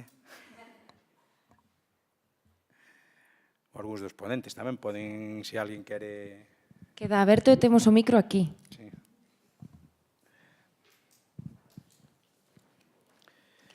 Alguén que se anime a esas rapazas que xa demostraron esas preguntas que ainda estou pensando, me están pensando. Ou algunha das nenas do cole das Pepas, se quere decir algo, que non me quero chegar para non asustarvos, pero... Erguedes así a man e vou. Non? Alguén quere compartir? Non? Ou algún dos presentes, non me quero esconder eu tampouco, pero... Tedes algunha dúbida? Algo que querades aclarar? Non? Gracias aos profes de Pepas por estar aquí, que vos vexo agora tamén. Vale, pois... Eu creo que foron moitas cousas que nos están facendo reflexionar, entón ainda estamos así con, non sei, pensando e dando voltas a todo o que levamos toda unha mañá escoitando sobre comercio xusto, sobre solidaridade, sobre igualdade e tal, non? A min me quedaría unhas pequenas cousas de o que nos decía Ada de reflexionar, non? E tal. Pois eso, reflexionemos, adestremos o noso músculo ético, a ver como adestramos a nosa conciencia de cada un. Esas palabras que xa falamos tamén sobre que se saliu aquí, o tema de igualdade, non? Unha luita real pola igualdade no deporte. O importante non é o que se consigue, non o sexo de quen o consigue, non? O importante é a meta, o objetivo, non? a responsabilidade de todos, non? Os que participamos desto, non? Como se produce, onde se produce e, sobre todo, con que condicións se producen estas roupas ou estes produtos no mercado, non? Nós somos os actores principales do consumo justo e sostible. Tamén é importante vivilo, non? Porque unha cousa é escoitar, non é o mesmo oír e falar de comercio xusto, de relacións xustas, senón vivila, non? A importancia deste proxecto, sobre todo, eu creo que está en acercar a realidade do comercio xusto e seus valores no día a día dos nosos xóvenes, como vimos, non? Que sacaron esas reflexións tan importantes, non? Esos xóvenes deportistas. Bueno, sobre todo, como decía Alejandro, a importancia do traballo en equipo, non? Que xa saliu varias veces aquí, o traballo en equipo. Entre todos e todas podemos conseguir un mundo máis xusto e solidario, eu creo que un mundo mellor. Pois moitas grazas.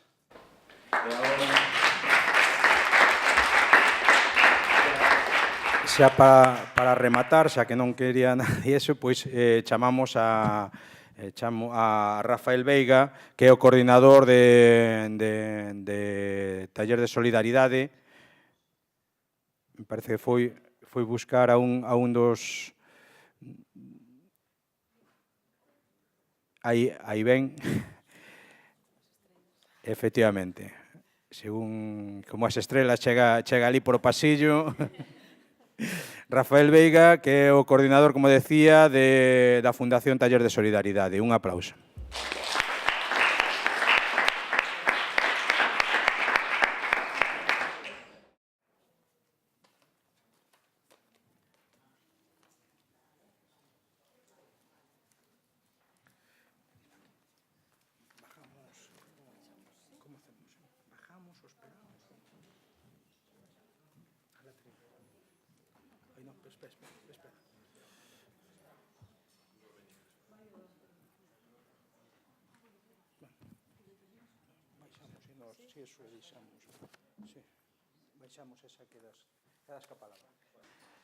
Bueno, en primer lugar, agradeceros a todos la asistencia, a toda la gente que ha pasado por aquí a lo largo de la mañana, ponentes y también en especial pues, todos estos chicos y chicas de los distintos centros educativos que han participado en el proyecto, que han sido muchos más, pero bueno, por lo menos sois una estupenda representación y sobre todo el hecho de que nos hayáis podido contar aquí en directo pues algunas de las conclusiones que habéis tomado de estas actividades, ¿no?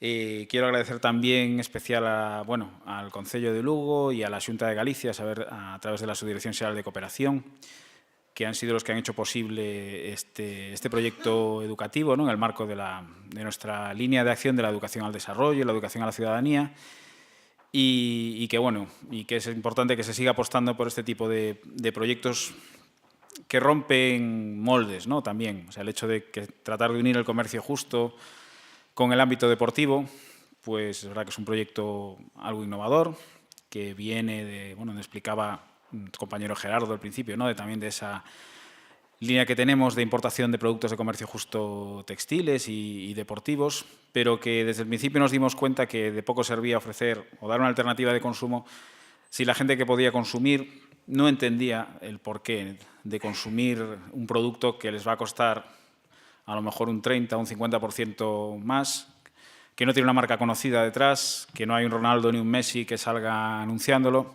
Entonces, ¿qué sentido tiene comprarlo? Y ese sentido hay que buscarlo desde una sensibilización previa, ¿no? Y por eso nos parece importante, desde luego, trabajar con el colectivo que está utilizando la ropa deportiva, con futuros y presentes ya consumidores, como son los adolescentes, que serán los que el día de mañana pues, marquen también el destino de estas marcas de ropa, y no solo de las marcas, también de otras grandes superficies de deporte, ¿no?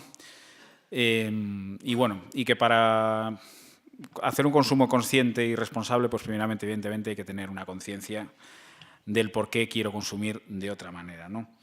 Quiero agradecer también a mis compañeras, a Rocío y Adela, que han sido realmente quienes han puesto en marcha y han hecho posible este proyecto, junto con toda la gente que ha participado, pero en especial ellas dos, que han llevado a cabo y que le han puesto bueno, le han dado forma y le han dado vida, ¿no? Sobre todo, y que han sido las que se han pues bregado con contactar con toda la gente del ámbito deportivo, con el vídeo, un montón de cosas que parece que están ahí, que salen de la nada, pero que dan mucho trabajo. Y los que habéis participado en este tipo de proyectos educativos o también de concienciación, pues sabéis que cualquier cosa que parece que no cuesta, pues cuesta un mundo a veces sacarlas adelante, ¿no? Incluyendo este foro.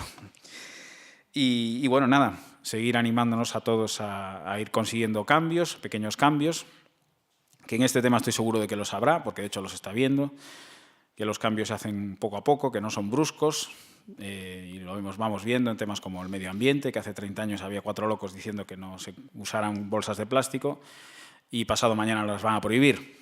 Entonces, pues yo quiero pensar que en este tema pues también va aumentando la conciencia de la gente, en que no se puede explotar a nadie, que poco a poco iremos tomando conciencia de que se puede comprar una camiseta gastándose un poquito más o gastándote lo mismo, pero sabiendo que mucha más parte de ese coste, de esa camiseta, va a parar a una persona y no a los beneficios de una empresa o a pagarle el viaje o la boda a algún futbolista, ¿no? Como suele pasar. Y bueno, también seguiremos trabajando todos en red con otras entidades como las que han estado aquí presentes, ¿no? Como Cestola, como Amarante Setén, que esto no es un trabajo de uno solo, sino que tenemos que todos colaborar en hacer posibles estos cambios, ¿no? Y bueno, nada más, agradeceros una vez más la presencia y por último agradecerle también a la Diputación Provincial de Lugo por cedernos el local, por hacer posible, por dar todas las facilidades. Y para cerrar os presento a Pablo Rivera Capón, que es el diputado del área de deportes aquí de la Diputación Provincial de Lugo. Muchas gracias. Moitas gracias a todos por estar hoxe aquí. En primeiro lugar, quixera pedir disculpas ao ponente, que estamos a facer unha serie de obras de accesibilidade e espero que para o próximo foro teñas máis fácil o acceso, non? Empezar desa maneira, non? En segundo lugar, pois me gustaría felicitarvos a Taller de Solidaridade por a organización deste foro no que puxestes de manifesto unha preocupación e unha realidade da que é moi importante concienciar os nosos mozos, as nosas mozas, os nosos nenos. Eso empeza por os primeiros niveles da educación, porque moitas veces só se quedan con aquilo que se ve na televisión, non? E por iso é importante a labor que estades a desenvolver con este proxecto de carácter educativo. Tamén dicirvos que, bueno, como diputado de Deportes, pois é unha honra que podíamos acoller nesta casa, na Diputación de Lugo, que ao final é a casa de todos, unhas xornadas de tanto interese e profundidade como as que abordástes, non? Sobre todo, pois trasladarvos que cando queirades ou necesitedes a nosa colaboración, vamos a tratar de ofrecérvela como viñemos facendo a toda agora.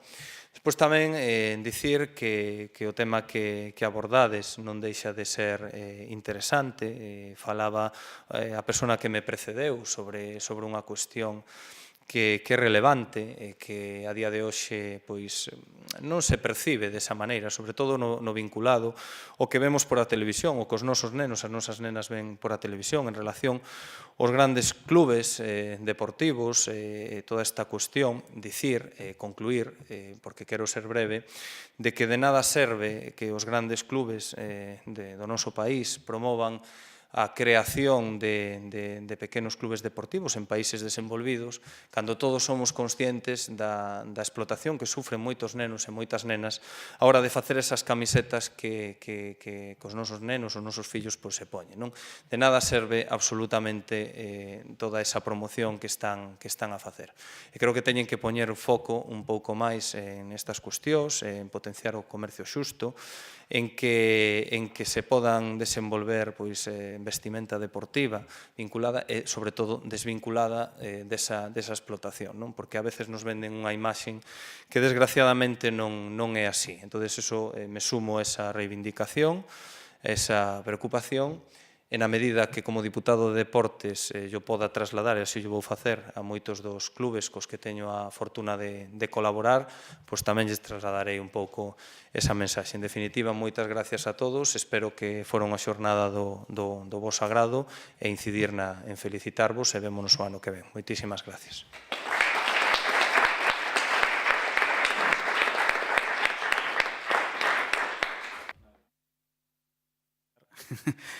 Pois nada, esperamos que se poda repetir este foro, que só sexa o primeiro, e invitarvos desde logo a seguir colaborando e participando en todas as actividades, non só de talleres de solidariedade, sino en todas as que teñan que ver con esta promoción de un mundo mellor e un mundo máis xusto para todos e para todas. Moitas gracias.